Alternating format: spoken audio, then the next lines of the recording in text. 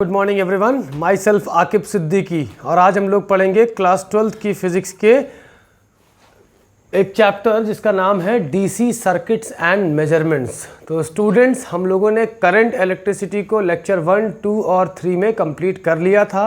आज हम लोग करंट इलेक्ट्रिसिटी के जस्ट आगे वाला चैप्टर को पढ़ेंगे जिसका नाम है DC circuits and measurements. Basically current electricity के बाद अगर कोई सबसे इंपॉर्टेंट चीज़ आती है तो ये है, और करंट इलेक्ट्रिसिटी का मेजर एप्लीकेशन यहीं पे आपको देखने को मिलेगा। ठीक है, तो सबसे पहला काम तो हमें ये देखना है कि डीसी करंट का सोर्स क्या होता है। तो अगर हम लोग देखें तो सोर्स ऑफ डीसी करंट, तो इसका सोर्स बेसिकली जो होता है उसे बोलते हैं बैटरीज। और बैटरीज कैसे बनती हैं? कई सारे सेल को मिला के, सेल प्लस। अगर एक से ज़्यादा सेल का कॉम्बिनेशन यूज़ हो रहा है तो उसे बोलते हैं बैटरीज।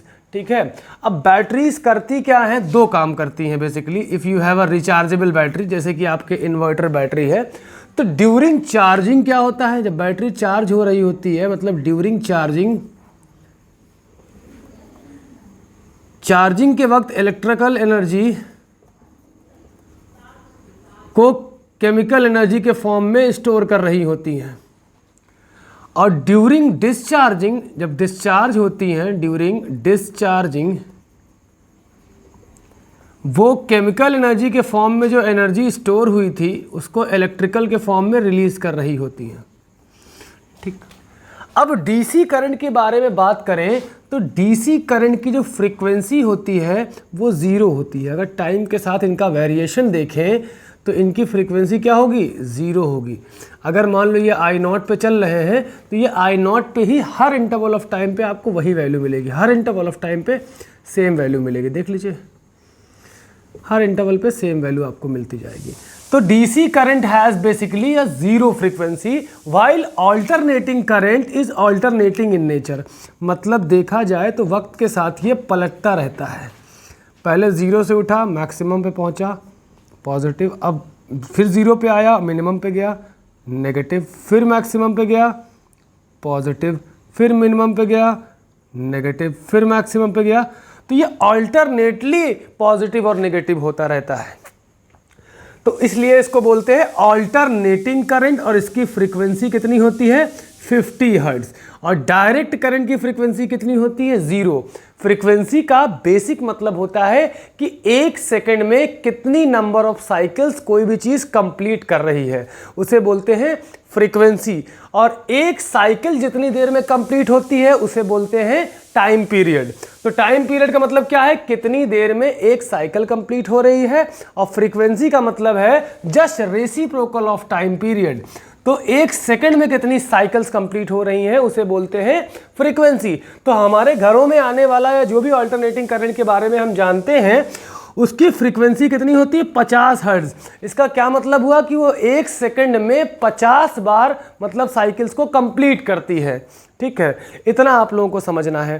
ठीक है, तो ये था हमारे पास सोर्स ऑफ डीसी करंट। अब अगर हम लोग बैटरी के इंटरनल स्ट्रक्चर की बात करें, बैटरी एक ऐसा अरेंजमेंट होता है, अगर इन्वर्टर बैटरी को देखें तो एक यहाँ पे पॉजिटिव टर्मिनल होता है और एक यहाँ पे नेगेटिव टर्मिनल होता है, और अंदर कुछ ऐसे प्लेट्स वगैरह लगी होती हैं। उस चीज़ के बारे में इतना डिस्कशन आपके सिलेबस में नहीं है, बस इतना समझ लीजिए कि batteries are the source of electric current where electrical energy is stored in the form of chemical energy during charging, and that stored electrical energy in the form of chemical energy is released when the battery is used और when the battery is discharged. तो जब electrical energy chemical में store हो रही होती है तो उसको क्या बोलते हैं? चार्जिंग। तो पहली कंडीशन है charging of the battery, charging battery. याद रखिएगा इलेक्ट्रोलाइट जो होता है, ये क्या है आपका? इलेक्ट्रोलाइट। इलेक्ट्रोलाइट जब करंट नेगेटिव, इलेक्ट्रॉन पॉजिटिव से नेगेटिव जाएगा, नेगेटिव से पॉजिटिव, मतलब चार्जेस का फ्लो होगा तभी तो मिलेगा। तो जब इसमें फ्लो करता है इस फ्लूइड के थ्रू, तो ये फ्लूइड एक रेजिस्टेंस ऑफर करता है, that is called as your internal resistance. क्या कहते हैं इसको? Internal resistance. तो आप लोग इंटरनल रेजिस्टेंस की डेफिनेशन समझ सकते हो लिख सकते हो कि the obstruction offered to the flow of current by the electrolyte, जो इलेक्ट्रोलाइट करंट के फ्लो में रुकावट पैदा करता है, दैट रुकावट या that obstruction is called as your internal resistance. मतलब वो बैटरी के अंदर ही थोड़ा सा रुकावट बन रहा है, और बाकी जो भी रेजिस्टेंस बैटरी के बाहर लगा होगा वो तो रेजिस्टेंस होगा ही। तो बैटरी के जो अंदर इलेक्ट्रोलाइट रुकावट पैदा करता है, that resistance is called as your internal resistance of the battery. और इसका रिप्रेजेंटेशन ये होता है बैटरी का, ये बैटरी की कोर ईएमएफ होती है, इसको बोला जाता है इलेक्ट्रोमोटिव फोर्स, इसको बोला जाता है इलेक्ट्रोमोटिव फोर्स, जो इलेक्ट्रॉन को फोर्स करती है पूरे सर्किट में घूमने के लिए, जो चार्जेस को फोर्स करती है पूरे सर्किट में घूमने के लिए। तो चार्जिंग के वक्त क्या होता है, बैटरी ये है, बड़ा टर्मिनल पॉजिटिव और छोटा टर्मिनल नेगेटिव, और ये क्या है ईएमएफ ऑफ द बैटरी, और यहाँ पे हमने छोटा सा लगा दिया एक internal resistance of the battery. अब मेन बात आती है, ये ए है टर्मिनल, ये आपका बी टर्मिनल है, और आपसे कोई पूछे कि वी ए बी कितना होगा, तो आप बताओगे वी ए बी की अगर बात करें, ड्यूरिंग चार्जिंग वोल्टेज बढ़ेगा या घटेगा बैटरी का? जाहिर सी बात है वोल्टेज बढ़ेगा चार्ज होते वक्त, मतलब बैटरी के अंदर करंट आ रहा होगा और इधर से निकल जा रहा होगा। मतलब ओवरऑल ये चीज़ अभी आपको नहीं कंसीडर करना फिलहाल। बैटरी के अंदर करंट आ रहा, तो बैटरी क्या हो रही है, चार्ज हो रही है। अब बैटरी जब चार्ज हो रही होगी तो इसका टर्मिनल वोल्टेज बढ़ रहा होगा या घट रहा होगा? जाहिर सी बात है बढ़ रहा होगा। तो यहाँ पे टर्मिनल वोल्टेज लिखने का तरीका क्या है, V इज इक्वल टू जो इसकी EMF है वो, अब प्लस जो वोल्टेज आ रहा है, V is equal to E plus IR। दूसरा है ड्यूरिंग डिस्चार्जिंग, दूसरा हम लोग लिखेंगे discharging of the battery. Discharging में क्या होता है कि ए टर्मिनल है और ये है, जनरली आपको सर्किट में देखने को मिलेगा। करंट बैटरी से बाहर आ रहा होगा और इसका टर्मिनल वोल्टेज VAB क्या होगा, बढ़ेगा या घटेगा? जब बैटरी यूज़ होती है तो उसका वोल्टेज घट जाता है, तो यहाँ पे क्या होगा, EMF माइनस IR। तो चार्जिंग और डिस्चार्जिंग का केस आप लोग इससे नोट करें।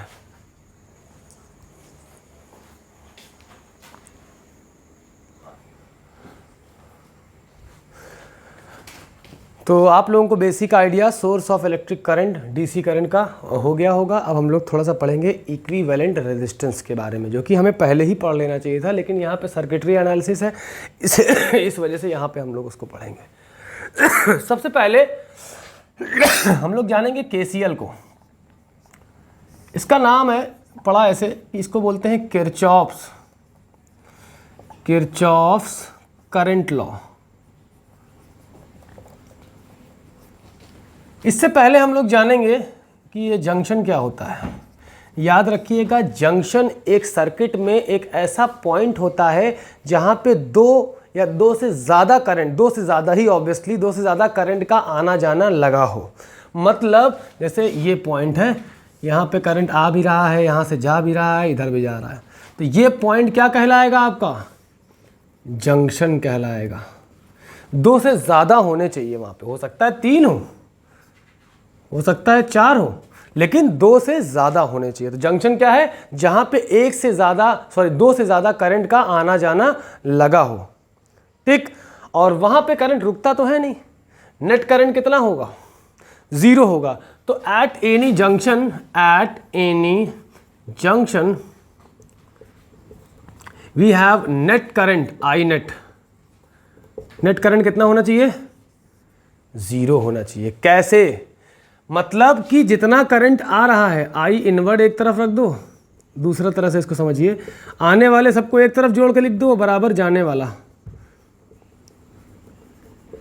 जितना आया होगा उतना ही तो करंट गुजरेगा। जैसे मान लो कि आपके पास गिफ्ट आया, मान लो बर्थडे में 100 रुपये कोई दे के गया, कोई 100 रुपये और दे के गया, ठीक है, कोई 500 रुपये दे के गया, ठीक। तो जितना इनपुट हुआ होगा उतना ही तो आप खर्च करोगे। अज्यूम करना है कि आपके पास पहले से कुछ नहीं था, तो ये कितना आया, 5 + 100 + 100, ये कितना आएगा, 700। तो जितना आपने खर्च किया वो क्या था, जितना आपको मिला, डजेंट मैटर कि कितने सोर्सेज से मिला आपको, ठीक, जैसे फॉर एग्जांपल हम लोग इसको समझने का बेस्ट तरीका ये है कि जैसे ये है, मान लीजिए 3 एम्पियर का करंट आ रहा है, यहाँ से 6 एम्पियर का करंट आ रहा है, तो यहाँ से कितना जाएगा भाई, ये दोनों जुड़ जाएंगे उतना ही तो जाएगा ना, यहाँ से 9 एम्पियर का करंट जाएगा। ठीक, जैसे मान लो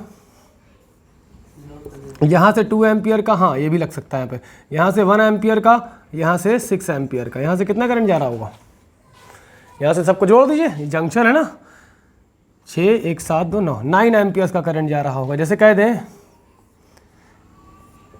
यहाँ से 10 एम्पियर्स का आ रहा है, यहाँ से 6 एम्पियर का जा चुका है, यहाँ से 2 एम्पियर का आ रहा है, नहीं मान लो 2 एम्पियर का आ रहा है, यहाँ से कितना जा रहा होगा। अगर इसको लॉजिकली भी सॉल्व करना चाहोगे तो सॉल्व कर लोगे। 10 + 2 टोटल करंट यहाँ कितना आया, 12 एम्पियर, 6 एम्पियर जा चुका, ये कितना बचेगा, 6 एम्पियर। अरे टोटल करंट 10 + 2 12 एम्पियर्स आया, 6 एम्पियर चला गया, अब यहाँ से कितना जाएगा, ऑब्वियसली 6 एम्पियर्स जाएगा। क्लियर है ये चीज़। अब देखो इसको फॉर्मूले से कैसे करना है, याद रखिए, ये लगाइए या ये लगाइए, दोनों ही आसान है। बस करना ये है कि जो चीज़ आ रही है उसको पॉजिटिव ले लो और जो चीज़ जा रही है उसको नेगेटिव कर दो, टोटल रिजल्ट कितना कर दो, 0। जैसे मान लो ये इसको अगर हम करना चाहें तो आने वाला कौन कौन सा है, 6 + 3, इनको पॉजिटिव लिख दो, और जाने वाला कौन सा है, क्या 0 आ रहा है, यस। इसमें देख लो आने वाला कौन कौन सा है, देखो 1 + 6 + 2, और जाने वाला नेगेटिव कर दो, देखो 0 आएगा कि नहीं आएगा। अब इसमें क्या है, इसकी हेल्प से हम लोग कुछ और कर सकते हैं। जैसे ये है, जैसे ये 12 एम्पियर आया, ये 3 एम्पियर आया, ये x एम्पियर गया, और यहाँ से मान लो 8 एम्पियर चला गया, यहाँ से कितना जाएगा। अब जंक्शन पे आने वाला तरीका क्या है, जितने आ रहे हैं सबको पॉजिटिव लिखो और जितने जा रहे हैं सबको क्या कर दो, नेगेटिव लिख दो। तो 12 + 3 ये दोनों आ रहे हैं ना, तो ये दोनों प्लस में लिख दिया, और जो जा रहा है उसको माइनस में लिख दो, -8 और -x, ये बराबर कितना कर दो, तो 12 + 3 15 में से 8 गए 7, तो 7 = x उधर ले जाओ, तो x = कितना जा रहा होगा, यहाँ से 7 एम्पियर, यहाँ से कितना जा रहा होगा, 7 एम्पियर्स। ठीक, एक चीज़ यहाँ पे और समझनी है, जैसे मान लो बेटा कि ये है, यहाँ से 5 एम्पियर का करंट आ रहा है, यहाँ 2 एम्पियर जा चुका है, तो यहाँ क्या कितना आएगा, 3 एम्पियर्स आएगा। ये निकाला कैसे हमने, ये ऐसे ही तो निकाला ना, 5 में से जितना जा चुका है उतना ही तो यहाँ बचेगा। 5 में से जितना जा चुका है 5 - 2 करेंगे ना। जैसे एक और एग्जांपल कि जैसे मान लो यहाँ पे क्या हो रहा है, यहाँ पे I अमाउंट ऑफ करंट आ रहा है, ये सर्किट में काम आएगा। यहाँ से I अमाउंट ऑफ करंट आ रहा है, इधर I1 जा चुका है, तो यहाँ कितना जाएगा, I में से I1 घटा दो। क्लियर। जैसे यहाँ से मान लो I2 करंट आ रहा है, यहाँ से I3 जा चुका है, कितना जा चुका है, I3, तो यहाँ कितना जाएगा, I2 में से I3 घटा दो। ये कॉन्सेप्ट उम्मीद करते हैं कि आप लोगों को समझ में आया होगा। इसे बोलते हैं किरचॉफ्स करंट लॉ। इसे नोट करें आप लोग जल्दी से।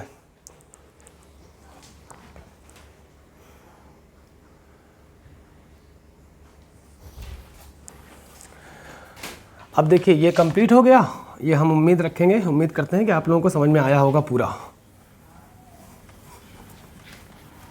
जंक्शन पे आने वाला नेट करंट बराबर जाने वाला होगा, या आने वाले को पॉजिटिव लो, जाने वाले को नेगेटिव लो, बराबर 0 कर दो, आपको आंसर मिल जाएगा। ठीक, अब हम लोग थोड़ा सा आगे बढ़ेंगे, सीरीज और पैरेलल कैसे डिसाइड होता है।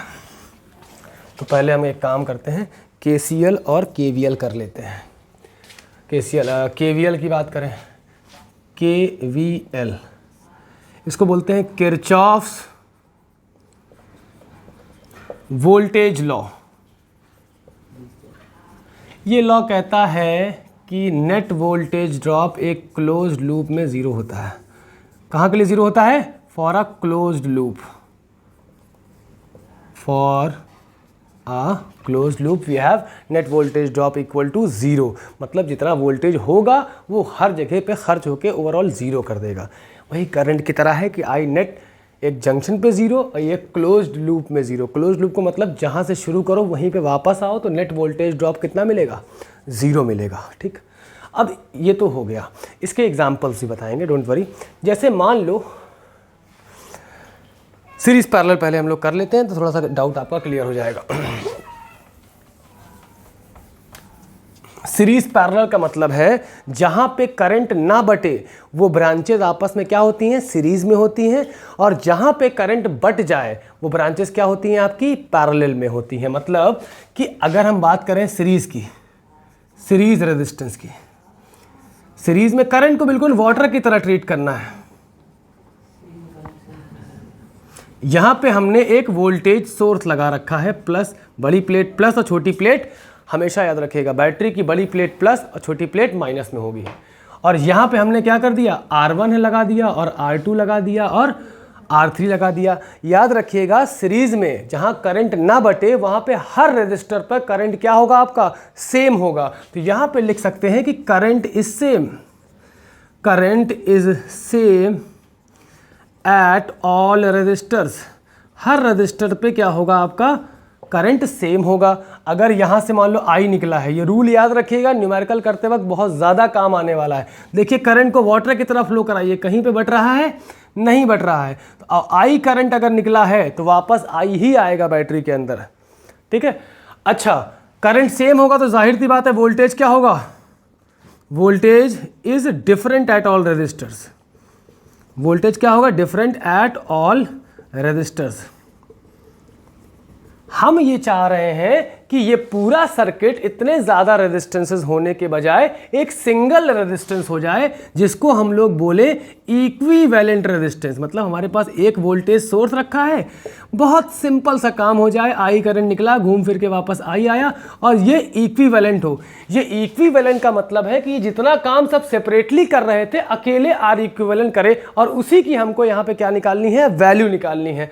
तो अगर हमें यहाँ पे V इज इक्वल टू निकालना हो तो कितना आएगा, करंट I और R इक्विवेलेंट। ये कंफ्यूज मत होइएगा, small letter capital letter mix हो सकता है कभी कभी, डोंट वरी।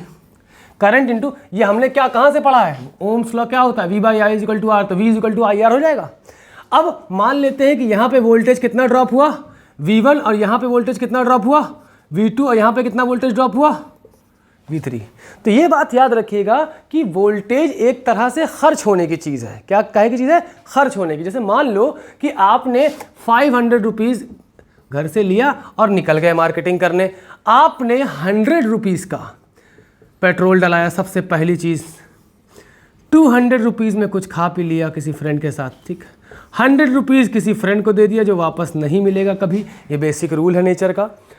और 100 रुपीज़ आपने किसी गरीब को दे दिया, ठीक। अब आप यहाँ पे ये गौर करिए कि हम इन सबको अगर ऐडअप कर देंगे तो क्या ये 500 से ऊपर जाएगा, नहीं जाएगा। मतलब जो भी खर्च हुआ है वो जो हमारे पास था उसी में से खर्च हुआ है। तो यहाँ पे देखिए कि जो भी वोल्टेज खर्च होगा सीरीज में तो खर्च होता है, जाहिर सी बात है, तो वो आउट ऑफ दिस होगा। जैसे अगर हम 500 लिए मान लो है, तो 500 जो खर्च होता जाए उसको माइनस करते जाओ। माइनस क्या आएगा, 100 माइनस 200 माइनस 100 माइनस 100। देखिए क्या आ रहा है, 500 में से 100 गया, कितना बचा, 400, 400 में से 200 गया, कितना बचा, 200, 200 में से 100 गया, 100, फिर 100 गया, 100, टोटल आंसर कितना आएगा, 0 आएगा। यही कहता है कि एक क्लोज्ड लूप में जितना वोल्टेज हो खर्च होगा वो टोटल में से ही खर्च होगा, या कहें नेट वोल्टेज ड्रॉप कितना होगा आपका, 0 होगा। तो ये जो भी वोल्टेज खर्च हो रहा है ना, जितना ये सब हीरो वन है ना, ये किसकी वजह से, क्योंकि ये इतना वोल्टेज सप्लाई कर रखा है। तो जहाँ जहाँ खर्च होगा इन सबको इंडिविजुअली जोड़ दोगे तो किसके बराबर आएगा, इससे ज़्यादा ये खर्च नहीं हो सकते। 500 से ज़्यादा थोड़ी ना खर्च कर सकते हो, जितना पॉकेट में होगा उतना ही, जितना। तो V बराबर आपका कितना आएगा जरा बताइए, V1 plus V2 plus V3 plus dash dash dash dash and so on, ठीक। अब V की जगह हम क्या लिख सकते हैं जरा बताइए आप, IR इक्विवेलेंट लिख सकते हैं, क्योंकि I तो सब में सेम है।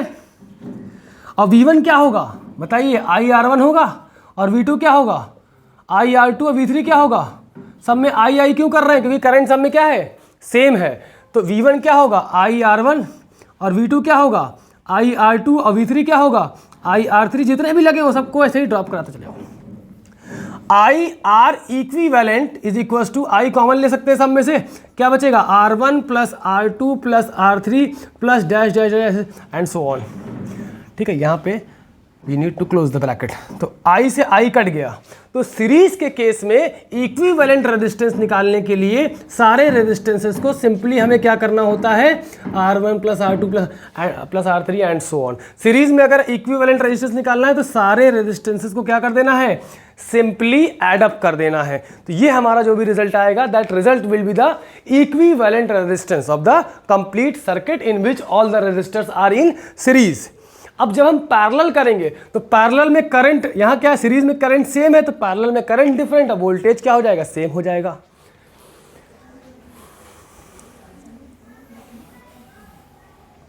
ठीक है, अब हम लोग आते हैं पैरेलल सर्किट में। अभी हम उस पर भी आएंगे, किरचॉफ वोल्टेज लॉ पे भी सब कवर होगा, डोंट वरी।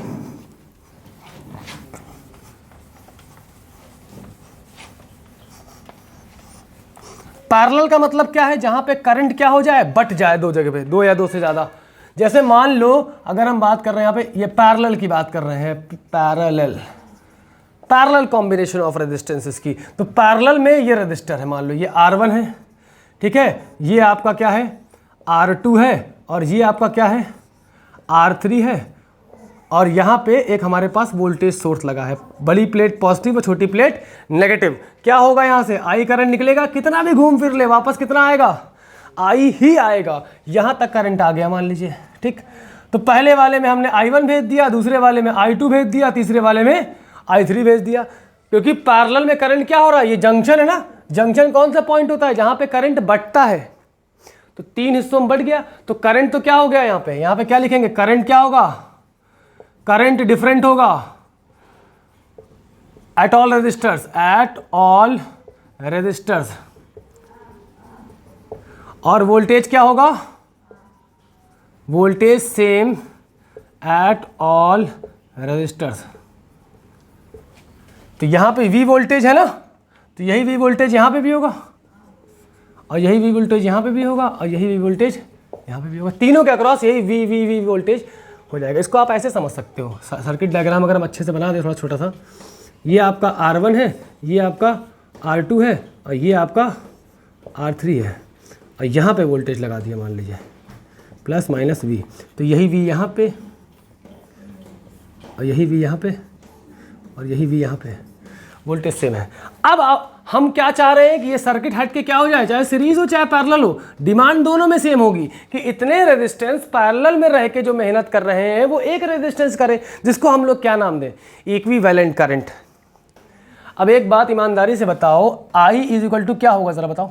यहाँ पे अगर हम I निकालना चाहें क्या आएगा, V/R इक्विवेलेंट आएगा कि नहीं आएगा। अब ये I ही तो तीनों पार्ट में बटा है, देखो तीन हिस्सों में बटा है कि नहीं I। तो आपको अगर देखना है तो आप ये नहीं कह सकते क्या कि I बराबर क्या होगा, I1 plus I2 plus I3 plus dash dash dash. यही तो पढ़ा है ना हमने किरचॉफ्स करंट लॉ में। तो तीनों का सम कर दोगे तो कितना आएगा, आपका I के बराबर आना चाहिए। I बराबर कितना आ रखा है जरा बताओ, V/R इक्विवेलेंट। I1 क्या होगा, V/R1, और R2 क्या होगा, V/R2, और R3 क्या होगा, V/R3 प्लस डैश डैश। अब you can take V as a common, कितना आएगा, V ले लिया बाहर तो क्या आएगा, 1/R1 plus 1/R2 plus 1/R3 plus dash dash. V से V क्या हो गया, कैंसिल आउट। तो यहाँ पे क्या आएगा जरा बताइए कि 1/R equivalent is equal to 1/R1 plus 1/R2 plus 1/R3 plus and so on. तो एक बात यहाँ से क्लियर हो गई कि सीरीज में रेजिस्टेंसेस का इक्विवेलेंट निकालने के लिए सबको सिंपली ऐड अप करना पड़ता है, और पैरेलल में इक्विवेलेंट निकालने के लिए सबको रेसिप्रोकल करके ऐड करना होता है, और बाद में जो भी रिजल्ट आता है उसको रेसिप्रोकल कर लेते हैं तो हमें मिल जाता है। ये चीज़ उम्मीद करते हैं कि आप लोगों को क्लियर हो गई होगी। इतना फिलहाल आप लोग नोट करें। फिर डीसी सर्किट्स एंड मेजरमेंट्स, ये लेक्चर नंबर 1 था, इसको लेक्चर नंबर 1 हेडिंग में डाल लीजिएगा। फिर लेक्चर नंबर 2 में हम लोग क्या करेंगे कि केसीएल और केवीएल को और डिटेल में जानेंगे, खास करके केवीएल को। केसीएल तो ऑलमोस्ट पूरा ही पढ़ चुके हैं, ऑलमोस्ट क्या पूरा पढ़ चुके हैं केसीएल। केवीएल को इन्हीं सब थ्योरम्स और टर्मिनोलॉजीज की हेल्प से और डिटेल में समझेंगे। सो मिलते हैं डीसी सर्किट्स एंड मेजरमेंट्स के लेक्चर नंबर 2 में। Keep supporting, thank you. Good morning everyone, my self Aqib Siddiqui और आज हम लोग पढ़ेंगे क्लास 12th की फिजिक्स के डीसी सर्किट्स एंड मेजरमेंट्स का लेक्चर नंबर 2। तो students, DC circuits and measurements के लेक्चर नंबर 1 में हम लोगों ने बेसिक्स ऑफ डायरेक्ट करंट पढ़ लिया था, जिसमें हम लोगों ने EMF of the cell, terminal voltage of the cell during charging and discharging पढ़ लिया था। तो चलिए थोड़ा सा उसको एक क्विक रिविजन कर लेते हैं। हमने ये पढ़ा था स्टूडेंट्स कि हमारे पास एक ऐसा सेल है, एक सेल है जिसकी ईएमएफ क्या है, ई है, और उसका इंटरनल रेजिस्टेंस क्या है, स्मॉल आर, और इसका टर्मिनल वोल्टेज निकालना था। तो जब करंट अंदर जाएगा तो चार्जिंग मोड होगी, वी कितना आएगा, ई प्लस आई आर, और जब करंट बाहर आ रहा होगा तो डिस्चार्जिंग होगी, और उसको क्या बोलेंगे, V is equals to E minus I R. किस वोल्टेज को बोल रहे हैं, ए बी को। किस वोल्टेज को बोल रहे हैं, ए बी को। ए ये, बी ये, ए ये, और बी हमारा ये। इतना कॉन्सेप्ट पढ़ा था। और हमने पढ़ा था कि net voltage drop across a closed loop is always equal to 0। मतलब कि एक क्लोज्ड लूप अगर हमें मिलता है तो उसमें नेट वोल्टेज ड्रॉप कितना होगा, 0 होगा। और हमने ये बताया था कि पॉजिटिव चार्ज आपका हायर पोटेंशियल पे होता है, हायर पोटेंशियल, और नेगेटिव चार्ज आपका होता है लोअर पोटेंशियल पे, लोअर पोटेंशियल। और current flows from higher, that is positive, to lower, that is negative. ठीक, याद रखिएगा, हायर टू लोअर गए, हायर टू लोअर गए तो यहाँ पे क्या होगा, वोल्टेज ड्रॉप होगा। जहाँ पे वोल्टेज कितना लेंगे, नेगेटिव लेंगे, और लोअर टू हायर गए तो वोल्टेज राइज होगा। तो यहाँ पे वोल्टेज को क्या लेंगे, प्लस वी लेंगे। ठीक, इतना नोटेशन आप लोगों को समझना है। और एक चीज़ और बताई थी कि net current across a junction कितना हो सकता है, 0। इनवर्ड करंट को पॉजिटिव लेना है, inward current is taken as positive and outward current is taken as negative current. इतना मेरे ख्याल से आप लोगों को उम्मीद करते हैं कि समझ में आया होगा, और काफ़ी चीज़ें इसकी हम लोगों ने प्रीवियस लेक्चर्स में भी कंप्लीट कर ली थी। तो आज इसे नोट करें, और हम लोग आज केसीएल और केवीएल पे बेस्ड न्यूमेरिकल्स करेंगे।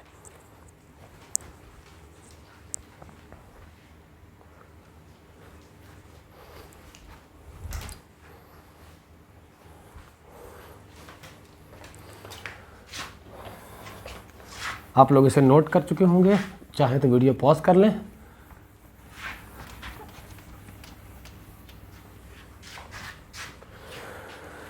देखिए स्टूडेंट्स, हम लोग एक क्वेश्चन लेते हैं, बल्कि इसको भी रफ कर देते हैं। आप लोग को याद होगा, जब बैटरी के अंदर करंट जा रहा होगा तो वोल्टेज टर्मिनल बढ़ेगा, दैट मीन्स कि V इज इक्वल टू कितना होगा, E प्लस आई आर। और जब बैटरी के से बाहर करंट जा रहा होगा तो हमारा टर्मिनल वोल्टेज होगा E माइनस आई आर। मतलब टर्मिनल वोल्टेज वक्त के साथ घटेगा। ठीक, तो हम लोग पहला क्वेश्चन करते हैं। जैसे आप लोग देखिए, यहाँ पे एक क्वेश्चन है हमारे पास, थोड़ा सा बोर्ड भी गीला है तो वेट करिए आप लोग।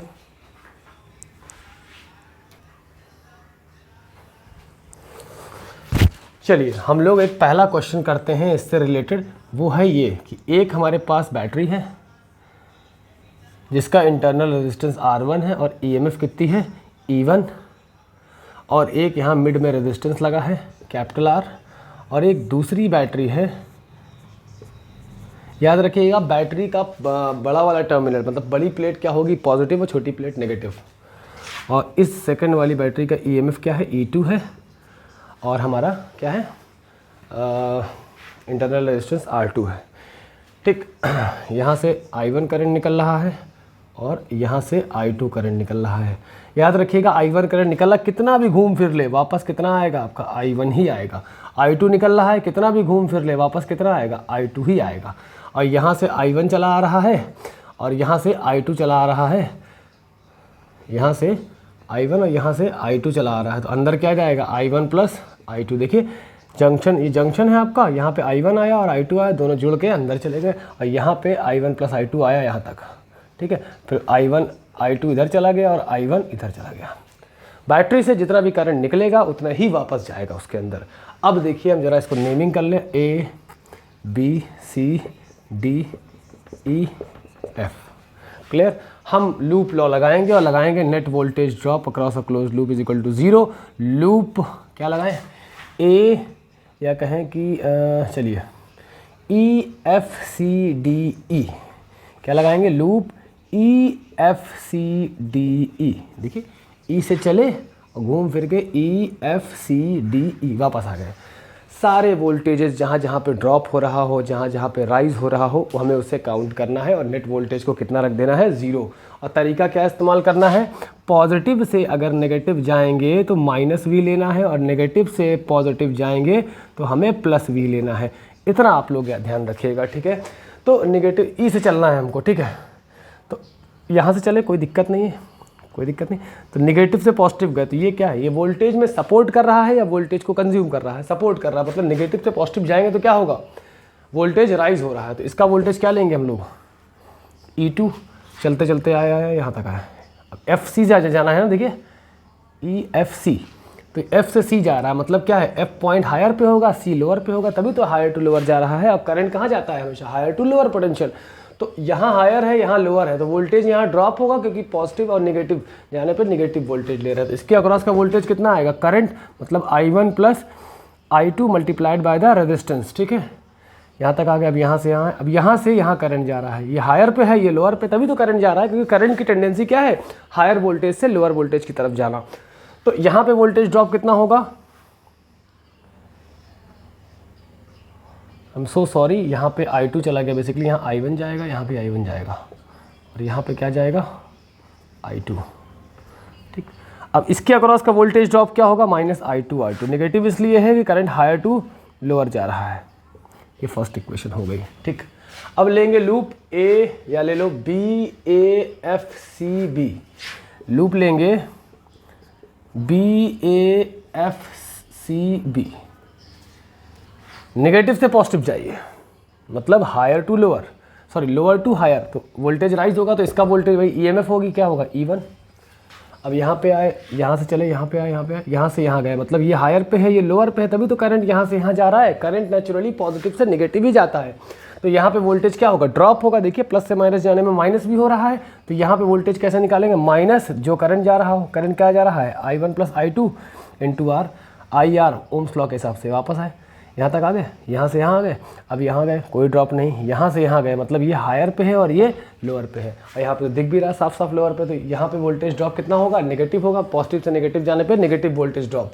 और वोल्टेज ड्रॉप कितना होगा, करंट मल्टीप्लाइड बाय रेजिस्टेंस, तो minus I1 R1 is equal to क्या आएगा, 0, and this will be your second equation, ठीक। तो इसे आप लोग फिलहाल नोट करें। ये दो इक्वेशंस बन गई, आपको E1 E2 R1 R2 और कैपिटल R ये सब दिया होगा। मेन कंसर्न होगा आपका क्या निकालना, I1 और I2 निकालना, या पूछ सकता है कि find the current in different branches of the given electrical network, ठीक है। इसे आप लोग नोट करें तो फिर हम लोग आगे बढ़ते हैं।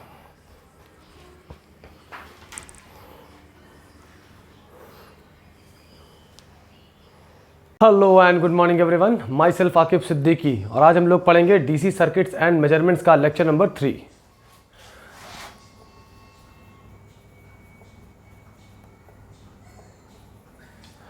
तो स्टूडेंट्स देखिए, स्टार्टिंग के लेक्चर्स में हम लोगों ने बैटरी के बारे में जान लिया था, इलेक्ट्रोमोटिव फोर्स के बारे में जान लिया था, हम लोगों ने terminal voltage of the battery के बारे में जान लिया था, इंटरनल रेजिस्टेंसेस के बारे में जान लिया था। आज हम लोग इससे रिलेटेड कुछ क्वेश्चंस करने वाले हैं। तो सबसे पहले चीज़ हम कुछ थोड़ा सा रिवाइज कर लें। ये बैटरी है जिसका EMF E है और इंटरनल रेजिस्टेंस क्या है, R है, और इसके अक्रॉस का वोल्टेज इसे बोलते हैं VAB। तो VAB कितना होगा, अगर बैटरी से करंट बाहर आ रहा है तो ये होगा E माइनस IR, और अगर मान लो बैटरी के करंट अंदर जा रहा है, बैटरी के अंदर करंट जा रहा है, तो EMF क्या होगी, ये A है, ये B है, और VAB कितना होगा आपका, ये होगा E प्लस IR। ये दोनों क्या हैं, टर्मिनल वोल्टेजेस।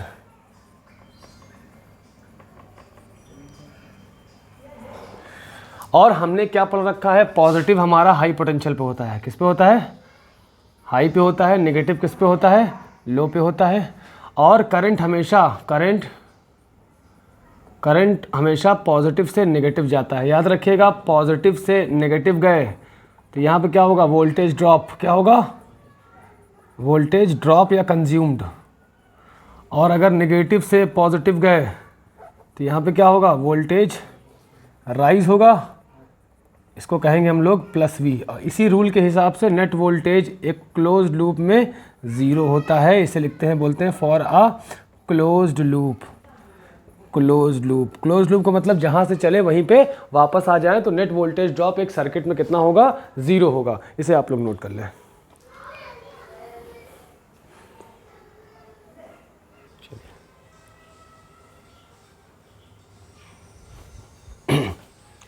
तो स्टूडेंट्स, हमारे पास ये एक क्वेश्चन है आईएससी बोर्ड में आया हुआ। देखिए इसमें क्या करना है, find the current in all the branches, मतलब हमें पता करना है कि करंट बीसी बीए ब्रांच में कितना जा रहा है, आई बीए, आई एसी और आई कह सकते हो सीडी। इन तीनों ब्रांचेस में कितना कितना करंट जा रहा है, ये चीज़ हमें जानना है। सबसे पहला काम, हमें कोई भी एक स्पेसिफिक डायरेक्शन करंट का बना लेना है। मतलब आप यहाँ पे एक लॉजिक ये लगाइए, मैंने कहा कि वोल्टेज क्या होता है, हाइट होता है। अब यहाँ पे 3 वोल्ट है, यहाँ पे 2 वोल्ट है, तो ज़्यादा मजबूत कौन है, 3 वोल्ट है, तो करंट ऐसे जाएगा या करंट ऐसे जाएगा, तो जाहिर सी बात है 3 वोल्ट की तरफ से करंट जाएगा। तो यहाँ पे इमेजिन कर लेते हैं कि यहाँ से I1 करंट निकला और यही बैटरी को पार करते हुए यहाँ तक पूरा आ गया आपका I1 अमाउंट ऑफ करंट। ठीक है, इसे नोट करें आप लोग।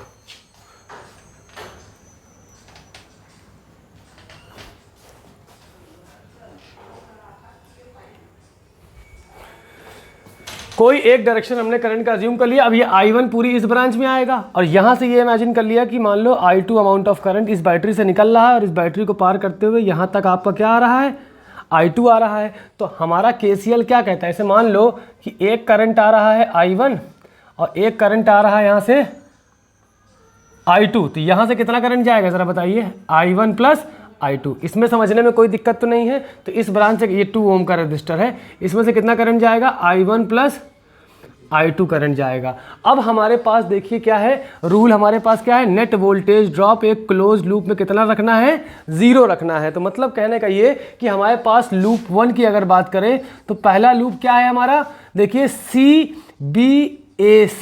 क्या है CBAC, ये लूप देख लीजिए, क्लोज लूप है ना पूरा।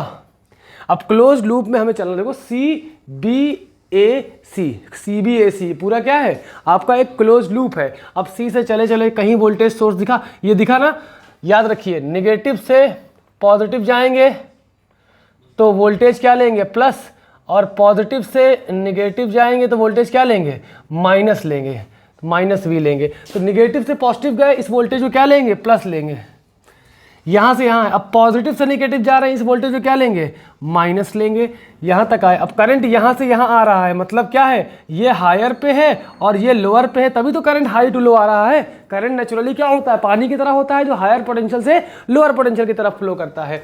तो इसके अक्रॉस का वोल्टेज क्या होगा, जो भी करंट फ्लो हो रहा हो I1 मल्टीप्लाइड बाय 1, तो यहाँ लिख सकते हो माइनस I1 इंटू 1। माइनस क्यों किया, क्योंकि यहाँ वोल्टेज ड्रॉप हो रहा है। बेसिकली तरीका ये है कि बैटरीज करंट को बढ़ाती हैं अगर करंट के डायरेक्शन में नेगेटिव पॉजिटिव आ रहा है तो, और रेजिस्टेंस क्या करते हैं, वोल्टेज को कंज्यूम करते हैं, इसीलिए इनके अक्रॉस आने वाला वोल्टेज ड्रॉप माना जाता है। हमें रास्ता क्या फॉलो करना है, CBACB, तो CB आ गए और BA आ गए। अब A से लेके कहाँ जाना है, C तक जाना है, तो पिछला नोटेशन भूल जाएंगे।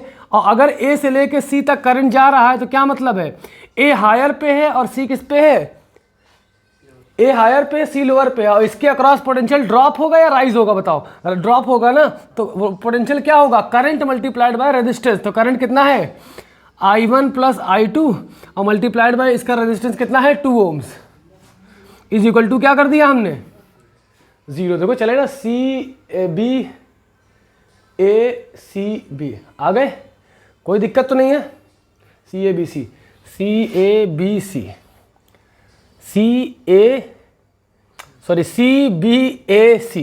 CBAC ये हो गया। इसको थोड़ा सा सॉल्व करें जरा, 3 - 2 कितना आएगा, 1 माइनस क्या आएगा I1 और ये क्या आएगा -2I1 -2I2 is equal to आपका 0 आ गया। ये कितना आएगा, -3I1 उस साइड जाएगा, कितना आएगा 3I1 और ये -2I2 उधर जाएगा, कितना हो जाएगा, प्लस हो जाएगा।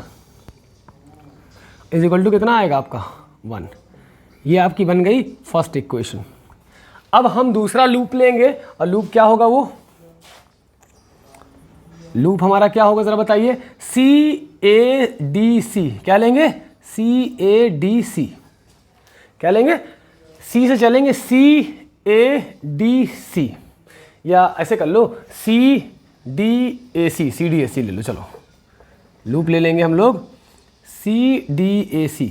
तो C से D जाना है, D से A जाना है, A से C वापस आना है। ठीक, अब C से A जाएंगे तो यहाँ से कितना करंट, इस ब्रांच में कितना पूरा करंट फ्लो हो रहा है, I2 ही तो फ्लो हो रहा है। देखिए ना, पूरी ब्रांच में यहाँ पे भी I2 ही होगा। तो करंट यहाँ से यहाँ जा रहा है, मतलब क्या है, ये हायर पे होगा और ये लोअर पे होगा, तभी तो करंट यहाँ से यहाँ जा रहा है। हायर टू लोअर, पॉजिटिव से नेगेटिव आया तो पॉजिटिव से नेगेटिव मतलब क्या हुआ कि वोल्टेज ड्रॉप हो रहा है, तो इसका अक्रॉस वोल्टेज क्या लेंगे, पॉजिटिव या नेगेटिव, माइनस लेंगे। अब वोल्टेज क्या होता है, करंट मल्टीप्लाइड बाय रेजिस्टेंस, तो -I2 × 1। अब ये एक पोटेंशियल डिफरेंस, भाई देखो रजिस्टर के अक्रॉस हमें पोटेंशियल निकालना पड़ता है। अब बैटरी अगर आ रही है तो केवल टर्मिनल देख के पॉजिटिव नेगेटिव लिख दे।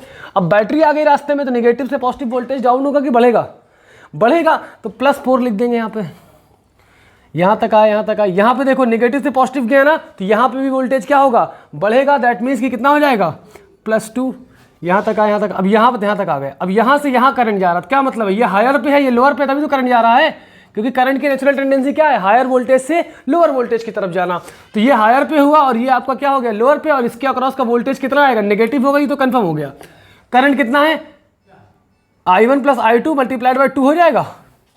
I1 + I2 multiplied by 2 is equal to 0। थोड़ा सा इसको और सॉल्व कर लो, कितना आएगा, -I2 प्लस कितना आएगा, ये 4 + 2 6, और माइनस क्या आएगा, -2I2 -2I1, और यहाँ कितना आएगा, -2I2 इज इक्वल टू कितना आ गया, 0।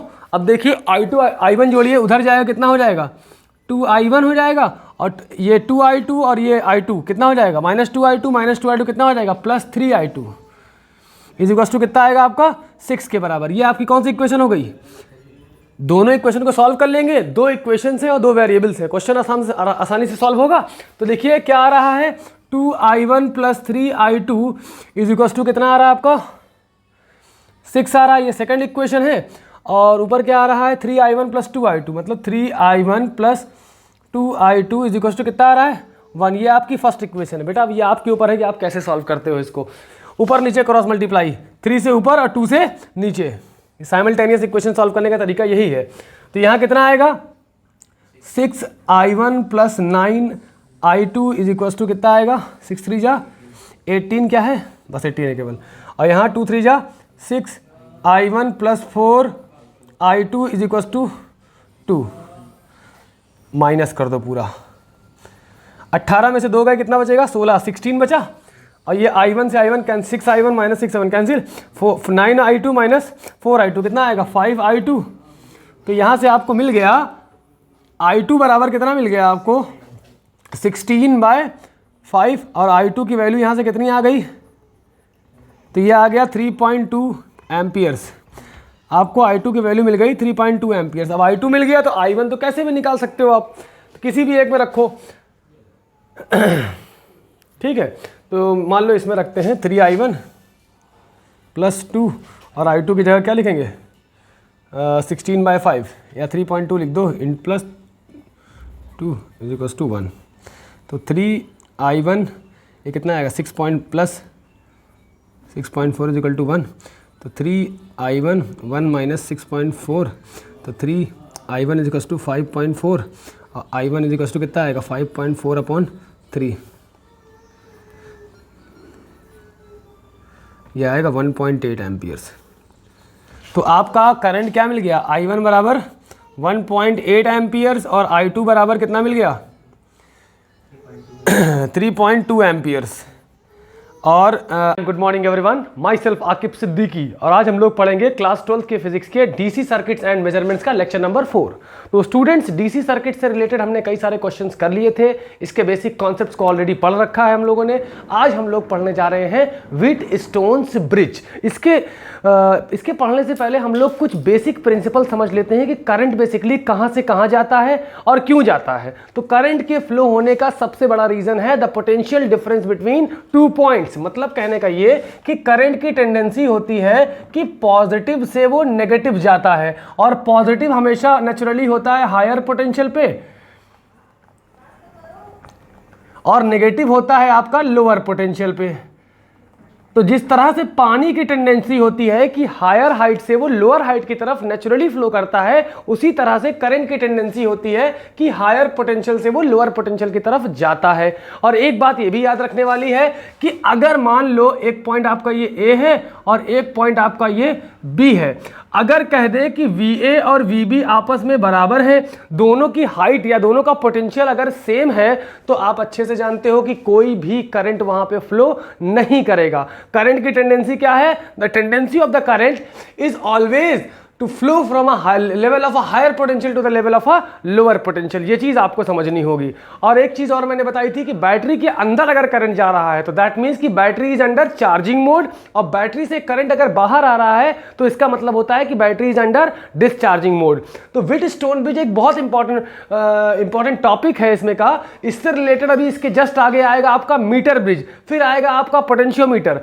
तो ये सब चीजें क्या है कि ये सब प्रिंसिपल को इस्तेमाल करके हम लोग किसी अननोन वैल्यू ऑफ रेजिस्टेंस को फाइंड कर सकते हैं। तो चलिए स्टार्ट करते हैं व्हिटस्टोन ब्रिज के बारे में। सबसे पहले हम लोग अरेंजमेंट देखते हैं कि व्हिटस्टोन ब्रिज होता क्या है।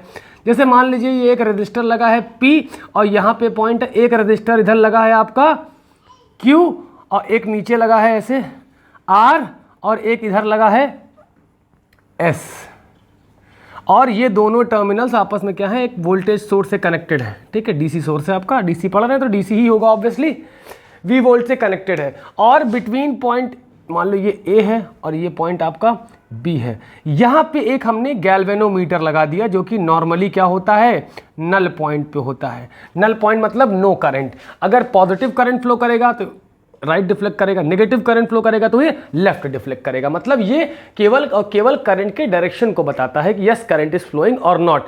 और अगर एकदम स्ट्रेट है, सामने की तरफ है, उसे बोलते हैं नल पॉइंट। अब याद रखिएगा, अगर व्हिटस्टोन ब्रिज हमारे दो तरह के होते हैं बेसिकली, एक बैलेंस्ड और एक दूसरा होता है आपका अनबैलेंस्ड। याद रखिएगा, जब आपका रेशियो P/Q ये R/S के बराबर हो जाता है तो इसका क्या मतलब होता है? इसका मतलब ये होता है कि A का पोटेंशियल और B का पोटेंशियल क्या हो चुका है, बराबर हो गया है। VA बराबर आपका क्या हो गया है, VB हो गया है। तभी गैल्वेनोमीटर में क्या हो रहा है, कोई भी करंट की डिफ्लेक्शन नहीं हो रही है। मतलब गैल्वेनोमीटर में डिफ्लेक्शन ना होने का क्या मतलब है कि इस ब्रांच से कोई भी करंट नहीं जा रहा है। इसका मतलब है कि no current from branch AB। अब आप यहां पे चाहे कोई रजिस्टर भी लगा दोगे तो उसमें कोई करंट नहीं जाएगा। इवन आप खुद भी दोनों हाथ से पकड़ लेंगे A पॉइंट और B पॉइंट को, तो आपको भी कोई करंट नहीं लगने वाला। तो ये बात आप लोगों को समझनी होगी। ठीक है, इतना फिलहाल आप लोग नोट करें। अब जैसे मान लो P की वैल्यू क्या है 2 ओम और Q की वैल्यू मान लो 4 ओम है और ये 6 ओम है और ये 12 ओम है। अब हमें चेक करना है कि क्या ये ब्रिज बैलेंस्ड व्हिटस्टोन ब्रिज है या नहीं। तो सबसे पहला काम P/Q R/S के बराबर होना चाहिए। तो यहां पे चेक करते हैं, चेकिंग P/Q ये R/S के बराबर है या नहीं। P कितना है 2 और ये Q कितना है 4, तो 2/4 क्या आपके 6/12 के बराबर है। यस, 1/2 ये दोनों बराबर है। मतलब क्या है, this bridge is your balanced Wheatstone bridge. ठीक, अब ये बैलेंस्ड हो गया तो मतलब यहां पे कोई करंट नहीं जा रहा है।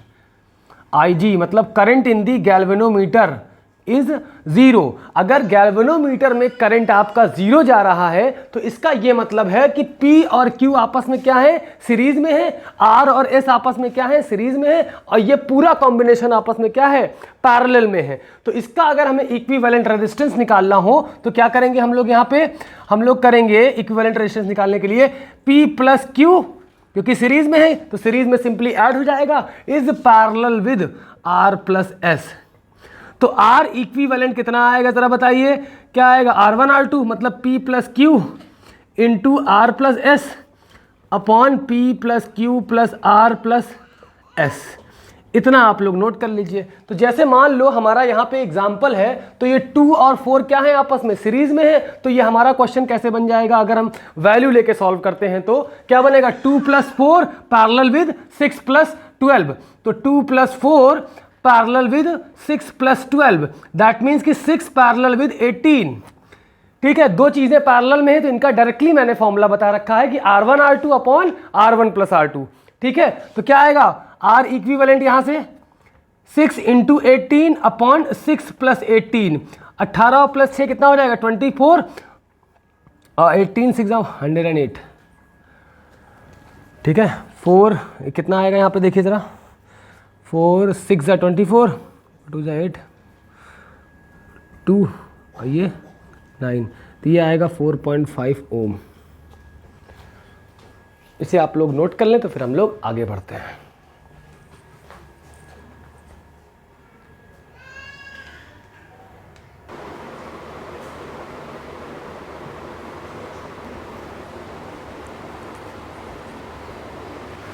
तो देखिए बच्चों, इसमें जो क्वेश्चंस बनेंगे, जैसे कहेगा कि find the equivalent resistance of the given network. Network मतलब वही इलेक्ट्रिकल कनेक्शन जितने हैं। जैसे मान लो आपको क्वेश्चन में दिया गया है, ये बहुत ट्रिक से देगा, ये समझने वाली बात है। ये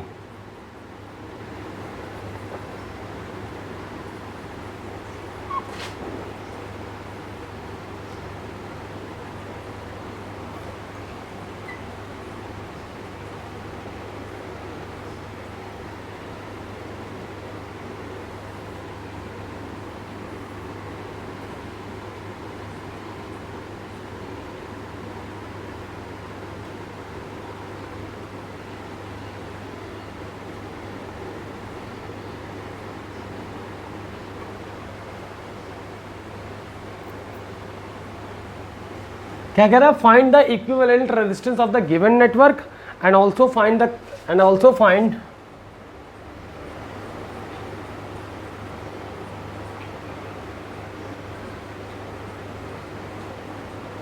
I1 और I2। तो सबसे पहला काम है कि I1 I2 निकालने से पहले हम एक चीज़ निकाल लें, I। अगर I हमारा आ गया तो I1 और I2 का निकालना बहुत ज़्यादा आसान हो जाएगा। ठीक, जैसे मान लो ये है हमारा, यहाँ पे एक इंटरनल रेजिस्टेंस भी लगा दे रहे हैं हम 1 ओम का। ये बहुत स्टैंडर्ड क्वेश्चन बन जाएगा। एक क्वेश्चन से बहुत सारी प्रॉब्लम्स आप लोग समझ सकते हो, बहुत तरह के वैरायटी समझ सकते हो। तो सबसे पहला काम, इस तरह का अरेंजमेंट दिखे तो आपके दिमाग में, अगर आप प्रैक्टिस करोगे तभी आएगा ये चीज़ कि ये व्हीटस्टोन ब्रिज तो नहीं है। देखो 3 तारें दिख रही हैं, बीच वाला जाके नीचे वाली 3 तारों से अटैच हो रहा है ना। तो ये आपका हो गया P, ये हो गया Q, ये हो गया R, ये हो गया S। तो ज़रा हम देखें, ये आपका, इसको इमेजिन करो P, और इसको Q, और इसको आपका R, और इसको आपका S। तो पहले हम ये चेक कर लें कि ये बैलेंस्ड फॉर्म में है या नहीं है। ठीक है, तो 2/6 देखें ज़रा,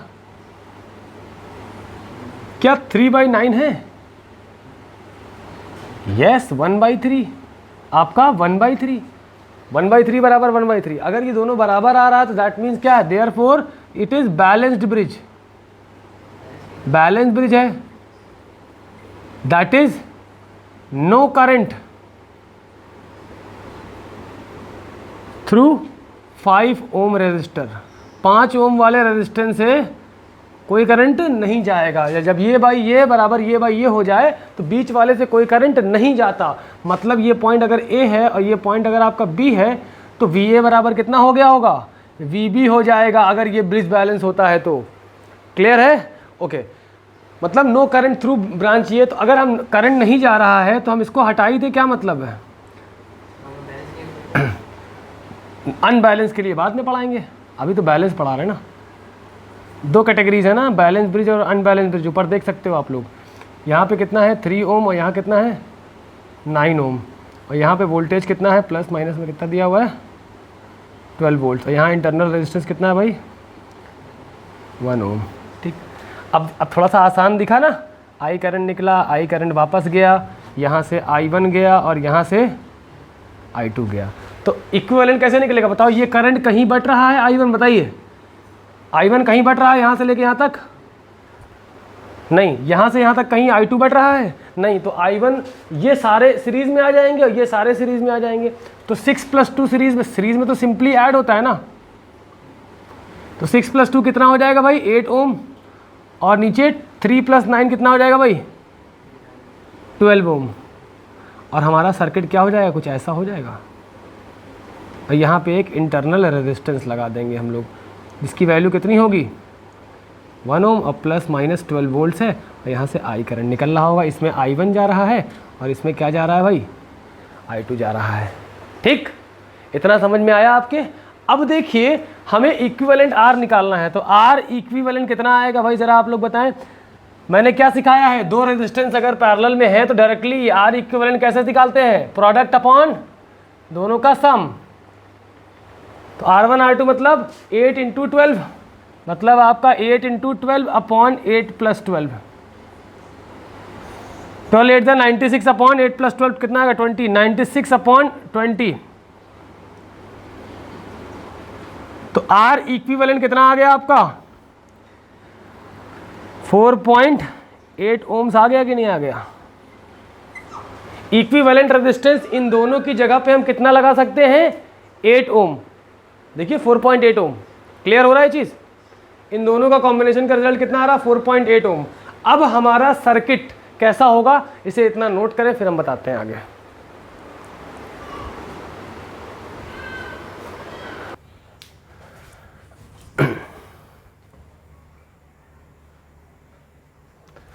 अब देखिए इस अरेंजमेंट को हम लोग थोड़ा सा और आगे लिखेंगे। अब हमारे पास ये अरेंजमेंट कुछ इस तरह हो जाएगा, मतलब इसका इक्विवेलेंट कितना आया है, देखिए हमारा सर्किट कुछ ऐसा हो जाएगा। ये 4.8 ओम्स आया है, ठीक 4.8 ओम्स आया। यहाँ पे भी अभी एक इंटरनल रेजिस्टेंस लगा है, तो ये पूरे सर्किट का नहीं है, ऊपर वाले अरेंजमेंट का केवल इक्विवेलेंट आया। ये 1 ओम है और ये प्लस माइनस ये 12 वोल्ट्स है। यहाँ से I करंट निकालना होगा तो केवल यही कंसीडर नहीं होगा, साथ में ये भी कंसीडर होगा, क्योंकि ये भी कुछ वोल्टेज कंज्यूम कर रहा होगा ना। तो I कर, अब यहाँ पे जो R' निकालेंगे वो होगा असली का इक्विवेलेंट पूरे सर्किट का, वो तो केवल व्हीटस्टोन अरेंजमेंट का है, ठीक। पूरे सर्किट का R इक्विवेलेंट कितना होगा, करंट कहीं बट रहा है, I निकला था तो I वापस आ रहा है, मतलब ये दोनों, ये और ये दोनों सीरीज में है, तो क्या आएगा 4.8 + 1 कितना आ जाएगा भाई 5.8 ओम का रेजिस्टेंस आ जाएगा। आपका R' ही आपका क्या है 5.8 ओम्स। टोटल रेजिस्टेंस कितना है 5.8 ओम, और वोल्ट तो करंट निकालना होगा तो I बराबर कितना आएगा आपका V/R'। R' क्या पूरे सर्किट का रेजिस्टेंस, तो वोल्टेज कितना है 12 वोल्ट अपॉन R' कितना है 5.8, तो ये आएगा नियर अबाउट 2.1 एम्पियर्स। कितना आ जाएगा 2.1 एम्पियर्स। इतना आप लोग नोट करें। करंट हमारा आ गया 2.1 एम्पियर। अब यहाँ पे ये क्लियर हो गया कि हमारा 2.1 एम्पियर का करंट बाहर आ रहा है, ठीक ओके। अब हमें I1 और I2 की वैल्यू निकालनी है। तो एक बात बताओ, करंट कितना जा रहा है, अगर यहाँ का पोटेंशियल पता कर लें, मान लो ये C है और ये D है, तो अगर हमें ये निकालना पड़ जाए कि VCD कितना होगा तो कैसे निकालेंगे। हमें निकालना पड़ जाए VCD, हमें निकालना पड़ जाए वोल्टेज अक्रॉस CD। क्या पढ़ाया है, बैटरी से करंट बाहर आ रहा है या अंदर जा रहा है, बाहर आ रहा है, तो वोल्टेज क्या होगा E - IR। यहाँ का टर्मिनल वोल्टेज निकालना है तो इसको एक बैटरी की तरह ट्रीट करेंगे, मतलब बैटरी तो है ही है एक्चुअल में। तो क्या है EMF इसका 12 वोल्ट, इंटरनल रेजिस्टेंस 1 ओम और टोटल करंट ऑलमोस्ट 2.1 एम्पियर्स। तो E - IR क्यों, क्योंकि बैटरी से करंट बाहर आ रहा है। तो VCD कितना आएगा जरा बताओ हमको, EMF कितनी है 12 वोल्ट्स माइनस करंट कितना आया है 2.1 एम्पियर्स और इनटू रेजिस्टेंस कितना है इंटरनल 1। तो VCD कितना आ जाएगा 12 - 2.1, तो VCD voltage across CD wire, इस पूरे का टर्मिनल वोल्टेज कितना आएगा 12 - 2.1, ये आएगा 9.9 वोल्ट्स। मतलब बैटरी तो 12 वोल्ट की रेटेड थी, इसके इंटरनल रेजिस्टेंस ने इतना वोल्टेज कम करके ला दिया। एक तरह से बैटरी के अंदर का करप्शन हो गया कि अंदर ही लोग वोल्टेज खा गए, ठीक है, ये हो गया। अब हमें ये पता चल गया कि CD के अक्रॉस का टर्मिनल वोल्टेज पता चल गया। अब वही पैरेलल में क्या होगा, सेम होगा, जो वोल्टेज यहां होगा वही वोल्टेज यहां होगा। इसको नाम दे दो EF और GH। तो आप ये समझिए कि VCD बराबर VEF होगा और यही बराबर होगा VGH। तो जब इसके अक्रॉस मान लो रजिस्टर है, ये है आपका, देखिए ये I1 करंट जा रहा है और ये आपका कितना है 8 ओम्स है और ये क्या है GH है और VGH कितना आया है 9.9 वोल्ट्स, क्योंकि VGH किसके बराबर है VCD के बराबर और VEF के बराबर। तो करंट I1 निकालना हो और वोल्टेज आपको पता हो कि VGH इतना है तो निकाल नहीं पाओगे, ये आएगा 9.9 वोल्ट। तो करंट I1 कितना आएगा VGH जो भी वोल्टेज है उसके अक्रॉस डिवाइडेड बाय रेजिस्टेंस मतलब 8, VGH कितना है 9.9 अपॉन 8, 8 1 जा 8, 8 2 जा 16 ऑलमोस्ट ये। तो I1 ऑलमोस्ट कितना आ गया आपका 1.24 एम्पियर्स। और अगर हम I2 की बात करें तो I2 किस ब्रांच में जा रहा है EF ब्रांच में जा रहा है ना, तो ये एक हमारी एक EF ब्रांच है, ये E है और ये आपका F है और इसका रेजिस्टेंस क्या है 12 ओम्स है और VEF हमें पता है। क्यों? क्योंकि हमने इसका वोल्टेज निकाली है तो यही सब पैरेलल में सब में होगा एक साथ, सबका वोल्टेज सेम। VEF कितना है 9.9 वोल्ट्स और यहाँ पे I2 करंट फ्लो हो रहा है, सेपरेट करके दिखा रहे हैं तो वोल्टेज कैसे निकलेगा I2 इज इक्वल टू क्या होगा VEF अपॉन R या अपॉन 12 कह सकते हो, R तो यहाँ 12 है ना, कन्फ्यूजन ना हो इसलिए 9.9 अपॉन 12 तो कितना आएगा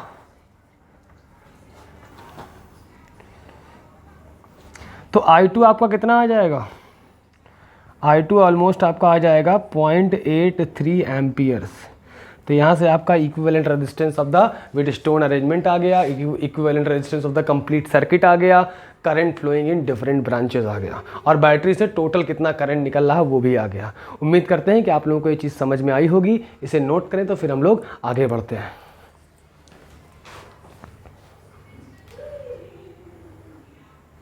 morning everyone, my self Aqib Siddiqui और आज हम लोग पढ़ेंगे क्लास 12th के फिजिक्स के डीसी सर्किट्स एंड मेजरमेंट्स का लेक्चर नंबर 6। तो स्टूडेंट्स आप लोगों को हमने लास्ट लेक्चर में लेक्चर नंबर 5 में हमने अनबैलेंस्ड व्हीटस्टोन ब्रिज पढ़ा दिया था और उसके पहले लेक्चर में मतलब लेक्चर नंबर 4 में बैलेंस्ड व्हीटस्टोन ब्रिज पढ़ा दिया था। अब आप एक बात ये समझ लीजिए, आज हम लोग पढ़ने जा रहे हैं मीटर ब्रिज। तो meter bridge is the practical application of Wheatstone bridge which is used to find the value of an unknown resistance. अपनी मातृभाषा में समझते हैं कि मीटर ब्रिज क्या है, व्हीटस्टोन ब्रिज का ही एक्चुअल वर्जन है और जिसमें हम लोग इसको इस्तेमाल करते हैं किसी रेजिस्टेंस जिसका हमें रेजिस्टेंस की वैल्यू नहीं पता, अननोन रेजिस्टेंस का रेजिस्टेंस फाइंड करने के लिए मीटर ब्रिज वाले सेटअप का इस्तेमाल करते हैं हम लोग। तो मीटर ब्रिज बेसिकली क्या होता है, पहली बात तो होता है used to find the unknown resistance. ठीक, अब देखिए पहली बात तो मीटर ब्रिज का अरेंजमेंट देखते हैं कि हमारे पास एक 100 सेंटीमीटर की एक बोर्ड होता है लकड़ी का, there is a wooden board जिस पे 2 क्लिप्स लगी होती हैं, 2 एक तरह से नट्स लगे होते हैं और यहाँ पे एक 100 सेंटीमीटर की वायर होती है। यहाँ पे मार्क्ड होता है 0 सेंटीमीटर और यहाँ पे मार्क्ड होता है 100 सेंटीमीटर। जनरली ये 100 सेंटीमीटर की होती है या आप कह सकते हो इस पूरे की लेंथ को हमने क्या मान लिया और L सेंटीमीटर। ठीक, लेकिन 0 तो कंफर्म होना ही होना है। इस पे ये बंधा हुआ, इसमें एक ऐसा अरेंजमेंट बना होता है कि और भी तारे इसमें आके आप लपेट सकते हो, ठीक, वुंड कर सकते हो। होता क्या है, एक ऊपर जाता है इसका एक कनेक्शन रेजिस्टेंस बॉक्स की तरफ। किसकी तरफ? इसको बोलते हैं रेजिस्टेंस बॉक्स। रेजिस्टेंस बॉक्स क्या होता है, इसके अंदर अरेंजमेंट्स होते हैं अलग अलग, 1 ओम, 2 ओम, 0.1 ओम, 0.5 ओम, 0.2 ओम, 3, 4, 5, 6 अप टू 10 ओम्स तक। जो सा रेजिस्टेंस बॉक्स में प्लग लगे होते हैं, प्लग आप निकाल दोगे, की टाइप का होता है, की आप निकाल दोगे उतना ही रेजिस्टेंस इसमें सेट हो जाएगा। रेजिस्टेंस बॉक्स में क्या होता है कि आप जो भी रेजिस्टेंस सेट कर दोगे वो हो जाएगा। It is somewhat like rheostat. तो मान लेते हैं कि इसमें हमने R रेजिस्टेंस सेट कर रखा है, R में भी एनीथिंग 1 ओम, 2 ओम, 0.1 ओम, जो भी अरेंजमेंट है उसके हिसाब से। अब हम लोग क्या करेंगे कि एक इसका यहाँ एक वायर यहाँ से गई, इसमें अटैच हुई, दूसरी वायर यहाँ आई, यहाँ पे हम लोग एक गैल्वेनोमीटर लगाते हैं। क्या लगाते हैं? गैल्वेनोमीटर का पॉजिटिव टर्मिनल लगाते हैं और नेगेटिव टर्मिनल एक पेन के स्ट्रक्चर का शेप होता है, इसे बोलते हैं जॉकी, जिसके अंदर का पूरा मटेरियल कंडक्टिंग होता है और इसको कनेक्ट करते हैं जॉकी को हमेशा नेगेटिव से, ताकि हमारा करंट पॉजिटिव से नेगेटिव फ्लो होकर आ सके। अब यहाँ पे हम लोग कनेक्ट कर देते हैं उस अननोन रेजिस्टेंस को जिसकी वैल्यू हमें फाइंड करनी है। आप लोगों के स्कूल में देखो इस वायर को इसमें जोड़ दिया ना, और इस वायर को इसमें ला के जोड़ देंगे। अब आपको क्या करेंगे कि लकड़ी एक वुडन फ्रेम में क्या होगा, एक दो ऐसे अरेंजमेंट बने, अटैचमेंट बने होंगे जिसमें वायर ऐसे लपेटी होगी और ये इसी में पूरे में कर्ल होगी, वुंड होगी। अब इस पूरे वायर का हमें क्या निकालना होगा, रेजिस्टेंस। ये अननोन वैल्यू है, ठीक, हमें पता नहीं है। अब देखिए करना क्या है, इस वायर को एक्साइट करेंगे एक वोल्टेज सोर्स से, जो कि जनरली आप लोगों के स्कूल में ऐसे मान लो, इसको यहाँ पे बैटरी एलिमिनेटर लगा होता है। बैटरी एलिमिनेटर का मतलब होता है, देखिए भाई बैटरीज वगैरह क्या है, केमिकल्स पे काम करती हैं और एक्सपेरिमेंट वगैरह स्कूल में बहुत ज़्यादा फ्रीक्वेंटली नहीं होते, बहुत बहुत दिनों तक बैटरी रखी रहती है, जिसकी वजह से उसका रिक्वायर्ड वोल्टेज घट जाता है। तो इसलिए अलग अलग वोल्ट्स की बैटरी रखने से बेहतर है कि एक बैटरी एलिमिनेटर ले लें। बैटरी एलिमिनेटर की शक्ल कुछ ऐसे होती है, यहाँ पे एक ब्लैक और एक रेड बना होता है, पॉजिटिव और नेगेटिव की तरह, ठीक है। तो होता क्या है कि यहाँ से दो वायर्स आती हैं, यहाँ एक ट्यूनर लगा होता है जिसको आप ज़ीरो, यहाँ पे ज़ीरो है मान लीजिए, 0 वोल्ट, फिर 2 वोल्ट, 4 वोल्ट, 6 वोल्ट, फिर आपका 8 वोल्ट, फिर आपका 10 वोल्ट, फिर आपका 12 वोल्ट तक मैक्सिमम होता है। तो जितना वोल्टेज आपको चाहिए हो वो आप यहाँ पे सेट कर सकते हो। तो जनरली 2 वोल्ट या 4 वोल्ट या 6 वोल्ट यूज़ होता है, ठीक। तो यहाँ पे हमने लिख दिया कि ई है या मान लो कोई वी वोल्टेज है, ओके। अब होगा क्या, यही पूरा V वोल्टेज यहाँ पे आके अपीयर हो जाएगा इस तार पे, क्योंकि ये और ये दोनों आपस में क्या है, पैरेलल है भाई, ये और ये आपस में क्या है, पैरेलल है। तो यहाँ पे क्या हो जाएगा, V वोल्ट, यही V वोल्ट यहाँ अपीयर हो जाएगा, ठीक। जब तक जॉकी को हमने यहाँ नहीं टच कराया, हमारे पास यहाँ पे क्या होगा, कुछ ना कुछ यहाँ गैल्वेनोमीटर में कोई रीडिंग आएगी, नहीं आएगी। क्यों, क्योंकि यहाँ पे कोई करंट आने के लिए क्लोज्ड रास्ता नहीं मिल रहा। अब ये जो वायर यूज़ हुई है ना, वायर, इसका रेजिस्टेंस पर यूनिट लेंथ हमें जानना होगा। रेजिस्टेंस पर यूनिट लेंथ का मतलब एक यूनिट लेंथ का रेजिस्टेंस कितनी है। जैसे मान लो कि हमारा रेजिस्टेंस दिया है 1 ओम पर सेंटीमीटर, मतलब अगर 1 सेंटीमीटर की वायर का टुकड़ा लोगे जो इसमें लगी है, उसका रेजिस्टेंस कितना होगा, 1 ओम दे दिया, और ये कांस्टेंट रहेगा। मतलब अगर आपने 5 सेंटीमीटर की वायर तोड़ ली, ब्रेक कर ली 5 सेंटीमीटर की, तो उसका रेजिस्टेंस कितना हो जाएगा, 5 ओम। आपने 30 सेंटीमीटर की वायर ब्रेक कर ली, तो इसका रेजिस्टेंस कितना हो जाएगा, 30 ओम्स। तो रेजिस्टेंस पर यूनिट लेंथ आप लोग समझ रहे होंगे, एक यूनिट लेंथ में कितना रेजिस्टेंस है। जैसे मान लो ये मार्कर है, ठीक है, इस मार्कर, ये मान लो एक कंडक्टिंग मटेरियल है, इस मार्कर का रेजिस्टेंस पर यूनिट लेंथ मान लो दिया है 1 ओम पर सेंटीमीटर, तो 1 सेंटीमीटर कहीं से भी कट कर लो, उसका रेजिस्टेंस कितना आएगा, 1 ओम ही आएगा। तो अगर इसका रेजिस्टेंस पर यूनिट लेंथ 1 ओम 1 सेंटीमीटर है, तो 10 ओम का कितना होगा, 10 से मल्टीप्लाई कर देंगे। लेकिन अगर इसका रेजिस्टेंस 2 ओम पर सेंटीमीटर है, तो 1 सेंटीमीटर में कितना है, 2 ओम। मान लो 10 सेंटीमीटर तो कितना हो जाएगा, 20 ओम। मान लो 15 सेंटीमीटर मतलब दुगना। अगर मान लो इफ रेजिस्टेंस इज 2 ओम पर सेंटीमीटर, तो फॉर मान लो 13 सेंटीमीटर वी हैव, कितना हो जाएगा, हमें कितना मिलेगा, 13 इंटू 2, तो कितना हो जाएगा, 26 ओम हो जाएगा। ये बात समझ में आ रही है या नहीं आप लोगों को, क्लियर है। रेजिस्टेंस पर, जैसे मैंगोज खरीदते हो, एक आम अगर 1 रुपए का है तो 10 आम कितने का होगा, 10 रुपए का, ठीक है।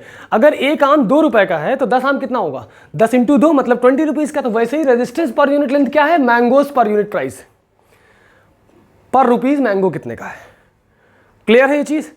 तो इस वायर का है, तो अब यहाँ पे क्या करेंगे, पहले जॉकी को हम यहाँ टच कराएंगे। जब यहाँ टच कराएंगे तो हमारा जो गैल्वेनोमीटर है ये सबसे कॉर्नर पे डिफ्लेक्शन देगा। अब जॉकी को यहाँ टच कराया, हमारा डिस्प्ले कैसा है, ऐसे। अब जॉकी को इसी वायर में टच कराए हुए खिसकाते हुए लाएंगे, तो ये धीरे धीरे करते करते, देखो ऐसे इंडिकेट कर रहा है, ये खिसकते जैसे जैसे जॉकी खिसकाते जाएंगे, ये गैल्वेनोमीटर हमारा ऐसे आता जाएगा। किसी एक डेफिनेट पॉइंट पे गैल्वेनोमीटर क्या हो जाएगा, हमारा नल पॉइंट पे आ जाएगा। नल पॉइंट का क्या मतलब हुआ भाई, नल पॉइंट का ये मतलब, मान लो कि इधर से मान लो L सेंटीमीटर पे ये नल पॉइंट मिला, L सेंटीमीटर पे नल पॉइंट मिला, तो मतलब इस पॉइंट इतनी दूरी का, मान लो ये A है और ये आपका B है, तो यहाँ पे क्या हो जाएगा, VA बराबर VB हो जाएगा। तभी तो गैल्वेनोमीटर में कोई डिफ्लेक्शन नहीं आ रहा। करंट ना फ्लो होने का रीजन क्या था, व्हीटस्टोन ब्रिज में दोनों पॉइंट्स का पोटेंशियल क्या हो रहा था, सेम हो रहा था। देखो यहाँ पे भी वैसे ही है, 3 वायर का अरेंजमेंट है, बीच से एक वायर गई है, नीचे 2 वायर में। अब L सेंटीमीटर वायर है, अब इसका रेजिस्टेंस पर यूनिट लेंथ मान लो 1 ओम पर सेंटीमीटर दिया है, तो L सेंटीमीटर कितना होगा, L ओम होगा पक्का। मान लो ये 40 है और रेजिस्टेंस पर यूनिट लेंथ कितना है, 1 ओम पर सेंटीमीटर, तो 40 × 1 हो जाएगा। तो 1 के लिए 1 ओम, 2 के लिए 2 ओम, 30 के लिए 30 ओम, 20 के लिए 20 ओम, तो L के लिए कितना हो जाएगा, L ओम हो जाएगा। तो इसको आप ये कंसीडर कर सकते हो कि ये L ओम का रेजिस्टर लगा हुआ है। अगर ये L निकल गया, अब पूरा अगर आपका 100 है तो ये कितना बचेगा, 100 - L ओम बचेगा कि नहीं बचेगा, बताइए। ये अगर L सेंटीमीटर है तो ये पूरी लेंथ, बची हुई लेंथ कितनी हो, अगर ये इतना L निकल गया तो बची हुई लेंथ कितनी होगी, L - 100 सेंटीमीटर। और इसका रेजिस्टेंस कितना होगा, हाँ सॉरी 100, अगर इतने का L सेंटीमीटर है तो टोटल आपका 100 है।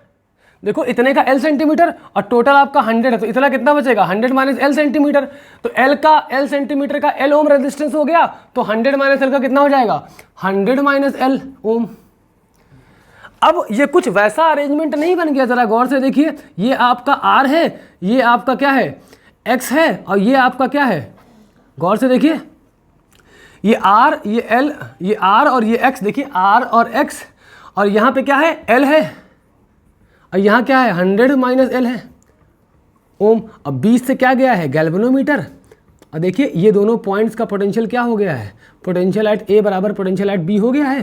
तो आपका क्या होगा, P/Q is equal to R/S, क्योंकि ये कॉर्नर्स क्या है आपके, एक्साइटेड है वोल्टेज से। तो आपका क्या हो जाएगा बताइए, for balanced bridge we have, क्या आएगा, P/Q मतलब R/X is equal to L/, ठीक। अब x निकालना है तो कितना आएगा, R × ये किसकी वैल्यू हो जाएगी। इतना पूरा आप लोगों को समझ में आया या नहीं आया, 100%, जल्दी से नोट कर लें।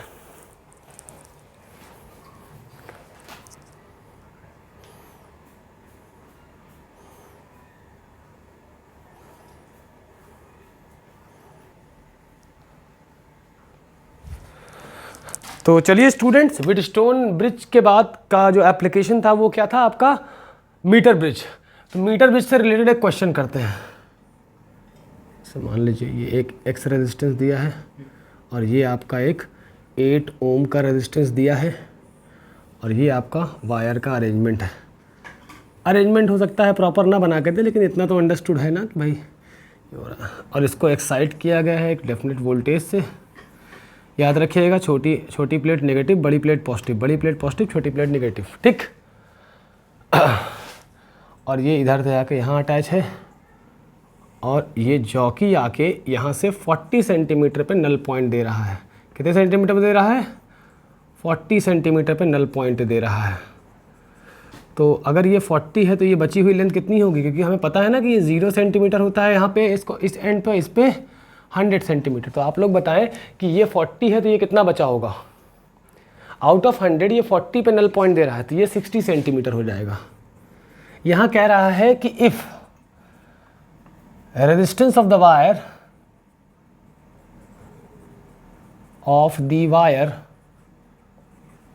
इज 1 ओम प्रति सेंटीमीटर, 1 ओम पर सेंटीमीटर है। Find X, find the unknown resistance, find the unknown resistance x की वैल्यू बताओ। समझने वाली बात यह है कि सिंस सॉल्यूशन क्या है इसका, सिंस 1 ओम पर सेंटीमीटर है, तो for 40 centimeter we have 40 ohm resistance and 60 centimeter we have 60 ohm resistance. मतलब ये 40 सेंटीमीटर की वायर है तो इसका रेजिस्टेंस कितना होगा? अगर रेजिस्टेंस पर यूनिट लेंथ 1 ओम पर सेंटीमीटर दिया है तो 40 ओम हो जाएगा। 60 वाले का कितना हो जाएगा? 60 ओम हो जाएगा। तो हमारा गिवन जो अरेंजमेंट है, आवर अरेंजमेंट विल बी कितना होगा बताओ? थोड़ा तिरछा करके लिख दो। ये एक्स है, रुकना, ये एक्स है, ये आपका 8 ओम है और ये आपका क्या है? देखो बन गया ना उस तरह। ये आपका बेसिकली 40 सेंटीमीटर ना हो गया, अब ये 40 ओम बन जाएगा और ये आपका कितना बन जाएगा? 60 सेंटीमीटर बन जाएगा। और यहाँ से ये जॉकी आया है, जॉकी कह रहा हूँ गैल्वेनोमीटर आया है, यहाँ पे टच हो रहा है। मान लो ये आपका जे है और इसको किसी एक डेफिनेट वोल्टेज से एक्साइट कराया गया है, ठीक है। अब बताओ ये बैलेंस कंडीशन में है, मतलब यहाँ का पोटेंशियल ए और यहाँ का पोटेंशियल बी। यहाँ पे क्या होगा? ये पॉइंट ए है और ये पॉइंट क्या है? बी है। तो P by Q is equal to R by S होगा। मतलब x by 8 is equal to 40 by 60 होगा। मतलब for balancing, for balanced condition, for balanced bridge क्या होगा? x by P by Q, मतलब x by 8 is equal to 40 by 60। 0 से 0 cancel, 4 जा 3 जा, x बराबर कितना आएगा? 4 इंटू 4 कितना हो जाएगा? 16 अपॉन 3 ओम्स। तो x बराबर कितना आ जाएगा? 5.3333 आता जाएगा। 34 ओम्स कर लो इसको। तो यहाँ से हमने देखा कि कैसे एक अननोन रेजिस्टेंस की वैल्यू निकालने में हमने मीटर ब्रिज का इस्तेमाल किया। इतना आप लोग नोट करें, फिर मिलते हैं नेक्स्ट लेक्चर में जिसमें हम लोग पढ़ेंगे पोटेंशियोमीटर। Thank you.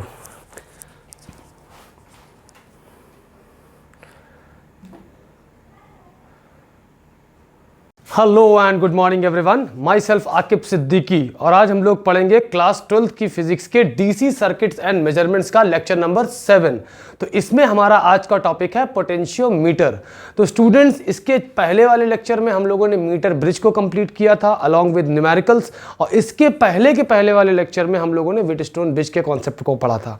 बेसिकली ये सारे ही कॉन्सेप्ट जो हैं आपका मीटर ब्रिज, व्हीटस्टोन ब्रिज और आपका ये पोटेंशियोमीटर, तीनों ही बेस्ड हैं null point of obtaining the null point of the galvanometer. किस प्रिंसिपल पे बेस्ड है? नल पॉइंट गेन करना। और नल पॉइंट कब होता है? जब गैल्वेनोमीटर वाली वायर में कोई भी करंट ना फ्लो करे, तो इसे कहते हैं नल पॉइंट। जब और करंट कब नहीं फ्लो करेगा? जब दो पॉइंट्स के बीच में पोटेंशियल डिफरेंस जीरो हो जाएगा, या कहा जाए कि दो पॉइंट्स के बीच में करंट जाना बंद हो जाए, मतलब करंट जीरो हो जाए, या दो पॉइंट्स का पोटेंशियल इक्वल हो जाए। तो उसमें उसी का एक एप्लीकेशन है, दैट इज योर पोटेंशियोमीटर। सबसे पहली बात, ये होता क्या है बेसिकली? देखिए स्टूडेंट, पोटेंशियोमीटर क्या है? बेसिकली ये पोटेंशियल मेजर करने के लिए होता है। ये वोल्ट मीटर से ज्यादा एक्यूरेटली वोल्टेज को मेजर कर सकता है, लेकिन थोड़ा सा कन्वीनियंस कम कन्वीनियंट होता है in comparison to our volt meter. That is why volt meter are basically used for measuring the voltages. इसके बेसिकली तीन यूज होते हैं। पहला यूज होता है टू मेजर द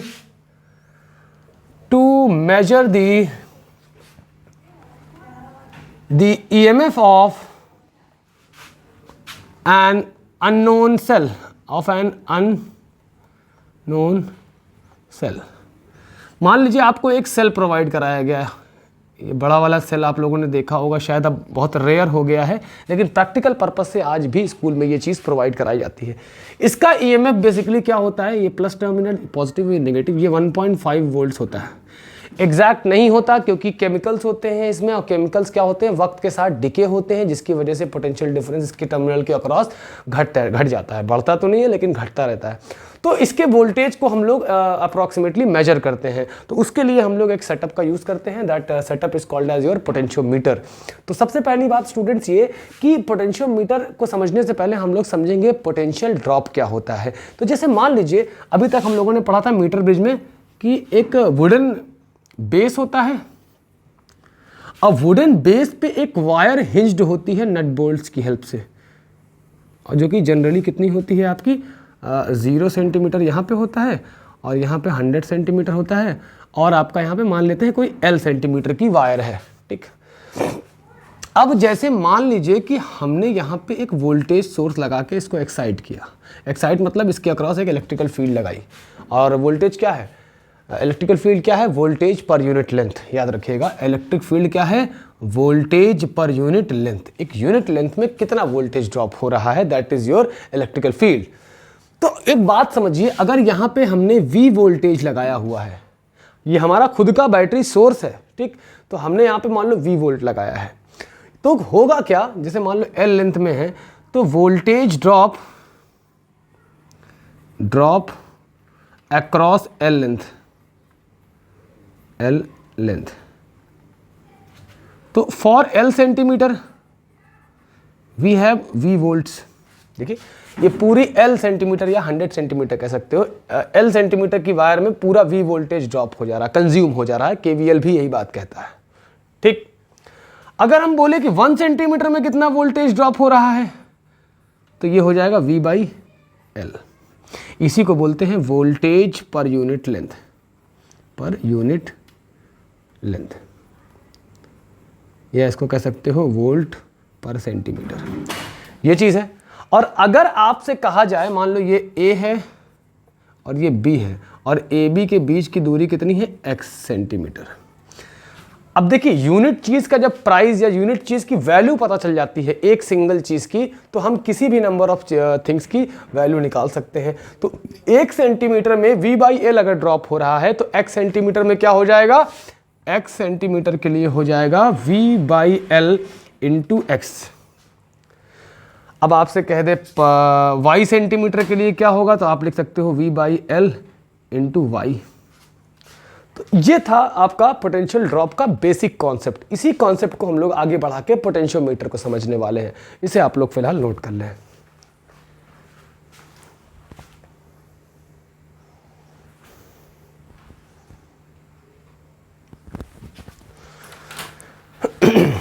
अब हम लोग पोटेंशियोमीटर को यूज करेंगे। एक सेल है जिसकी EMF अननोन है, इसी कॉन्सेप्ट को यहां पे यूज करेंगे।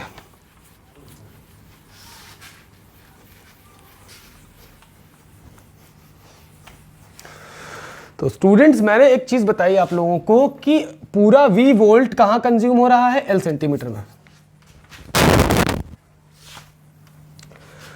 हमारा L सेंटीमीटर में पूरा V वोल्ट कंज्यूम हो रहा था, तो 1 सेंटीमीटर में कितना कंज्यूम होगा, V/L। यूनिटरी मेथड यहां पे लगाएंगे और यहां पे इसी को हम लोग बोलते हैं K, जिसका नाम होता है वोल्टेज पर यूनिट लेंथ, या इसको हम लोग कह सकते हैं वोल्टेज। यहाँ लेंथ कितनी है, सेंटीमीटर्स में है, ठीक। तो वही पुराना अरेंजमेंट होता है आपका मीटर ब्रिज वाला, ऑलमोस्ट बेस वही होता है जो मीटर ब्रिज में हुआ करता था। तो ये हमने लगा लिया और यहाँ पे एक वायर हिंज्ड है नट बोल्ट्स की हेल्प से, ठीक है। और इसके इस साइड में हमने इसको E वोल्ट या V वोल्ट देके एक साइड कर रखा है। और यहाँ पे अरेंजमेंट कैसा होगा, यहाँ पे उस सेल को लगाएंगे जिसकी EMF हमें पता करनी है बेसिकली, और उसका देखिए पर्सनल एक क्या होगा, इंटरनल रेजिस्टेंस होगा, ठीक है। तो इंटरनल रेजिस्टेंस होगा, तो हमने यहाँ पे मान लीजिए इसको लगा दिया और यहाँ पे हमने क्या लगा दिया, एक गैल्वेनोमीटर लगा दिया। यहाँ प्लस है तो इस गैल्वेनोमीटर के अदर एंड से जो जॉकी निकल के आएगा, थोड़ा सा इसको और डिटेल में बनाना पड़ेगा। तो मान लीजिए हमने ये करा हुआ है, ये आपका यहाँ पे आपका गैल्वेनोमीटर है और यहाँ पे क्या है, एक हमारा J से जॉकी निकला हुआ है, ठीक है। ये आपका 0 सेंटीमीटर मार्क है और ये आपका L सेंटीमीटर मार्क है। इट में भी 100 सेंटीमीटर, जनरली 100 होता है, 100 सेंटीमीटर्स, ठीक है।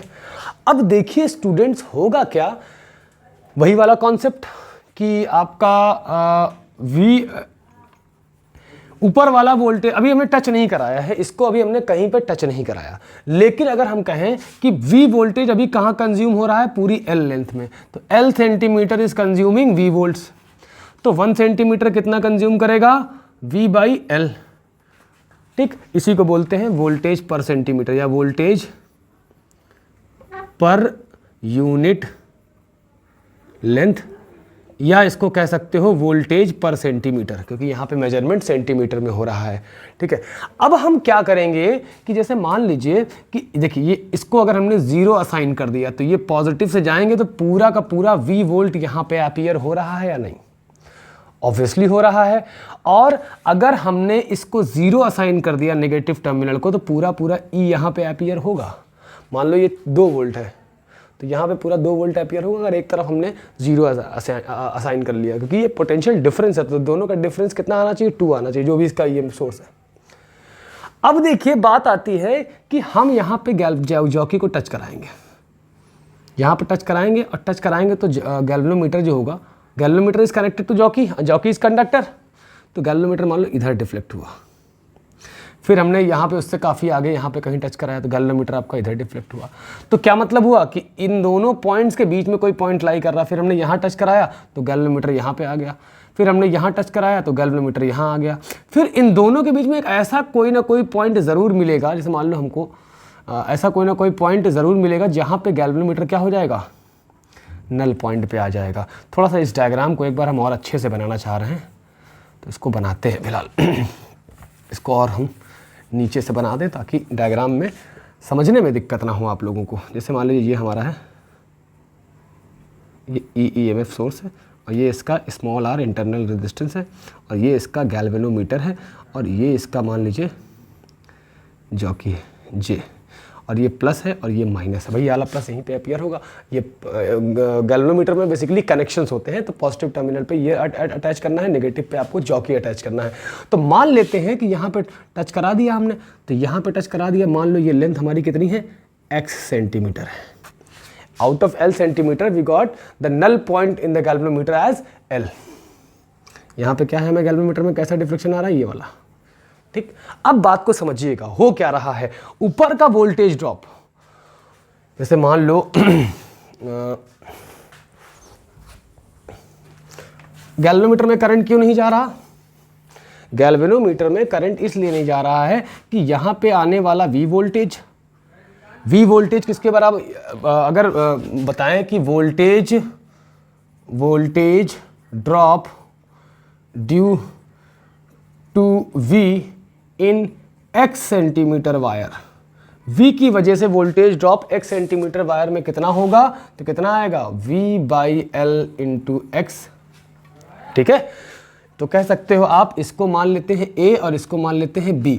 तो ये हमारा क्या है, वोल्टेज ड्रॉप ऑफ AB कितने सेंटीमीटर की वजह से, x सेंटीमीटर की वजह से। L सेंटीमीटर में V वोल्ट ड्रॉप हो रहा है, तो 1 सेंटीमीटर में V/L होगा, तो x सेंटीमीटर में कितना होगा, V/L इंटू x। अब हमने V/L को क्या मान लिया, एक कांस्टेंट मान लिया, क्योंकि वोल्टेज पर यूनिट लेंथ क्या होगा, सेम होगा थ्रू आउट। तो VAB बराबर कितना हो जाएगा, ज़रा बताएं आप लोग। इसको अगर हम K मान लेते हैं तो ये क्या हो जाएगा आपका KX। ठीक, अब देखिए VAB अगर हमारा KX हो गया ऊपर वाले की वजह से, और हमने नीचे वाला लगाया, तो इसका मान लो यहाँ 0 है, तो यहाँ 2 वोल्ट है, यही 2 वोल्ट यहाँ अपीयर होगा। अब यहाँ से देखिए करंट तो जा नहीं रहा है, क्योंकि यहाँ पे कोई भी करंट क्या है, नहीं जा रहा है। IG अगर देखें तो करंट जा ही नहीं रहा, तो इंटरनल रेजिस्टेंस का ड्रॉप 0 हो जाएगा। भाई वोल्टेज ड्रॉप कोई रेजिस्टेंस में तब होगा जब उसमें करंट जा रहा हो। तो ये क्या हो रहा है, यहाँ पे हमने टच कराया तो यहाँ पे करंट जा ही नहीं रहा है, तो मतलब क्या है, गैल्वेनोमीटर नल पॉइंट पे आ गया है। तो यहाँ से समझ में, तो इसका EMF कितना होगा, यही EMF जो है यही यहाँ पे अपीयर होगा, तो यही चीज़ यहाँ पे अपीयर हो जाएगी। तो आपको समझना ये है कि जो वोल्टेज ड्रॉप ऊपर की वजह से हो रहा था वो, और जो इस EMF सोर्स की वजह से हो रहा है, ये दोनों क्या हो जाएंगे, इक्वल हो जाएंगे। तो आपको EMF, देयरफॉर आपको लिखना है पहले कि since no deflection in galvanometer,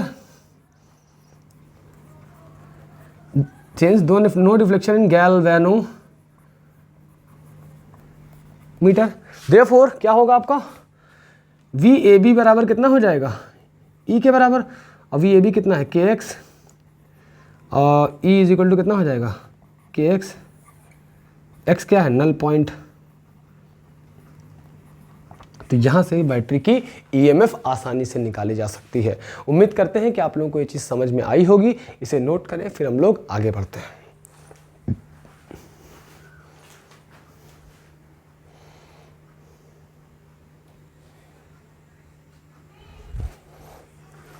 हाँ, तो अब हम लोग पढ़ेंगे पोटेंशियोमीटर का दूसरा यूज। वो क्या है, second use of potentiometer is to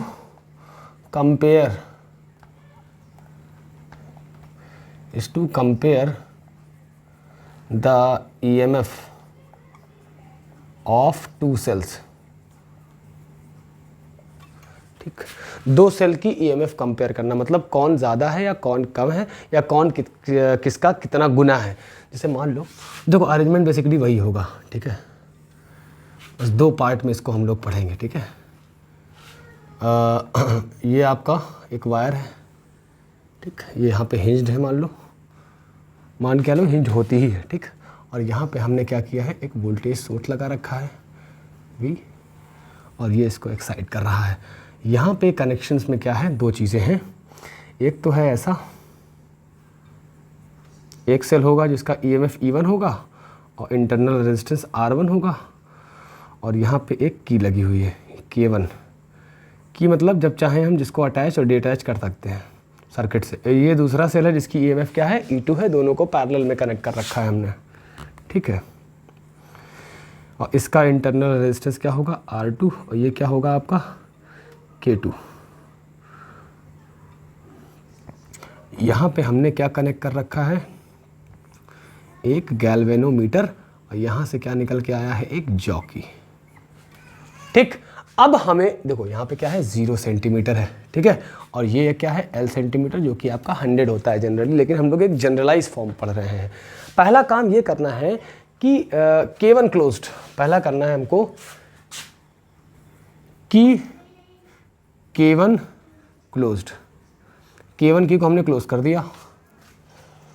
K1 जब क्लोज करेंगे और इसको टच कराना शुरू करेंगे, यहाँ टच कराएंगे तो मान लो गैल्वेनोमीटर इधर जा रहा है, यहाँ टच कराया मान लो गैल्वेनोमीटर इधर जा रहा है, तो क्या पता चलेगा कि इन दोनों के बीच में there is a point where galvanometer will show a null deflection.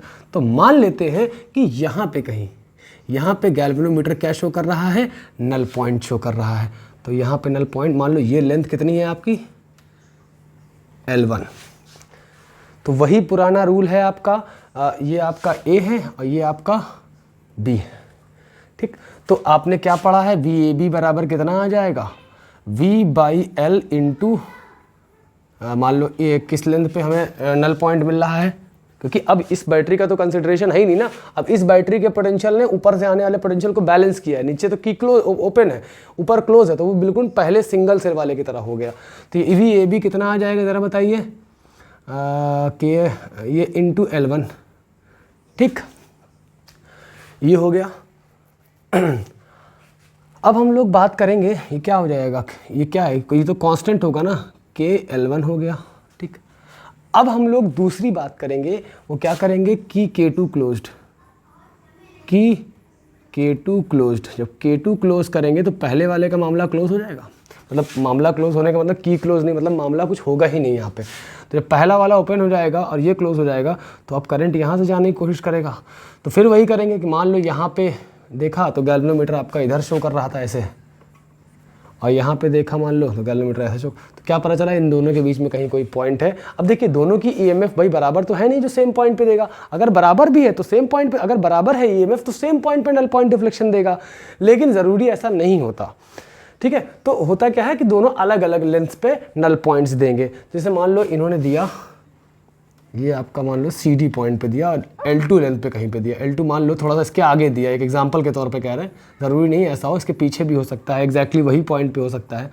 मान लो इन्होंने यहाँ पे इतनी दूरी पे आके कहीं पे नल पॉइंट दिया, जॉकी को यहाँ टच कराया, तो ये आपका क्या है, ये है आपका C और ये पॉइंट क्या है आपका D। तो क्या हुआ होगा भाई कि VCD, अगर बात करें कि आपका VCD जो रहा होगा वो कितना रहा होगा, अगर निकालें तो वोल्टेज पर यूनिट लेंथ से उस लेंथ को मल्टीप्लाई कर दो, यही तो होगा ना। और ये हमारा किसके बराबर हो जाएगा, ये क्या है, K है, K_L2, और K_L1 किसके बराबर होगा आपका, E1 के बराबर रहा होगा, और ये E2 के बराबर। तो अगर हम इसको सेपरेटली लिख लें तो E1 बराबर क्या आ रहा है, K_L1, ये फर्स्ट इक्वेशन हो गई, और E2 बराबर क्या आ रहा है, K टाइम्स L2, ये आपकी सेकंड इक्वेशन। अगर हम फर्स्ट इक्वेशन को सेकंड इक्वेशन से डिवाइड करेंगे तो क्या आएगा, E1/E2 is equals to K_L1/K_L2। तो यहाँ से ये क्या हो गया, K कैंसिल आउट। तो आपको ये फाइनल रेशियो मिल गया कि E1/E2 is equals to L1/L2। या किसी एक की वैल्यू निकालनी हो आपको तो यू कैन ईजिली राइट कि E1 is equals to L1/L2 times of E2। तो students this was all about your to compare the EMF of two cells using potentiometer. उम्मीद करते हैं कि आप लोगों को ये लेक्चर समझ में आया होगा। मिलते हैं नेक्स्ट लेक्चर में जो कि होगा आपका मैग्नेटिक इफेक्ट ऑफ करंट। ठीक है, इसे नोट करें। Thank you.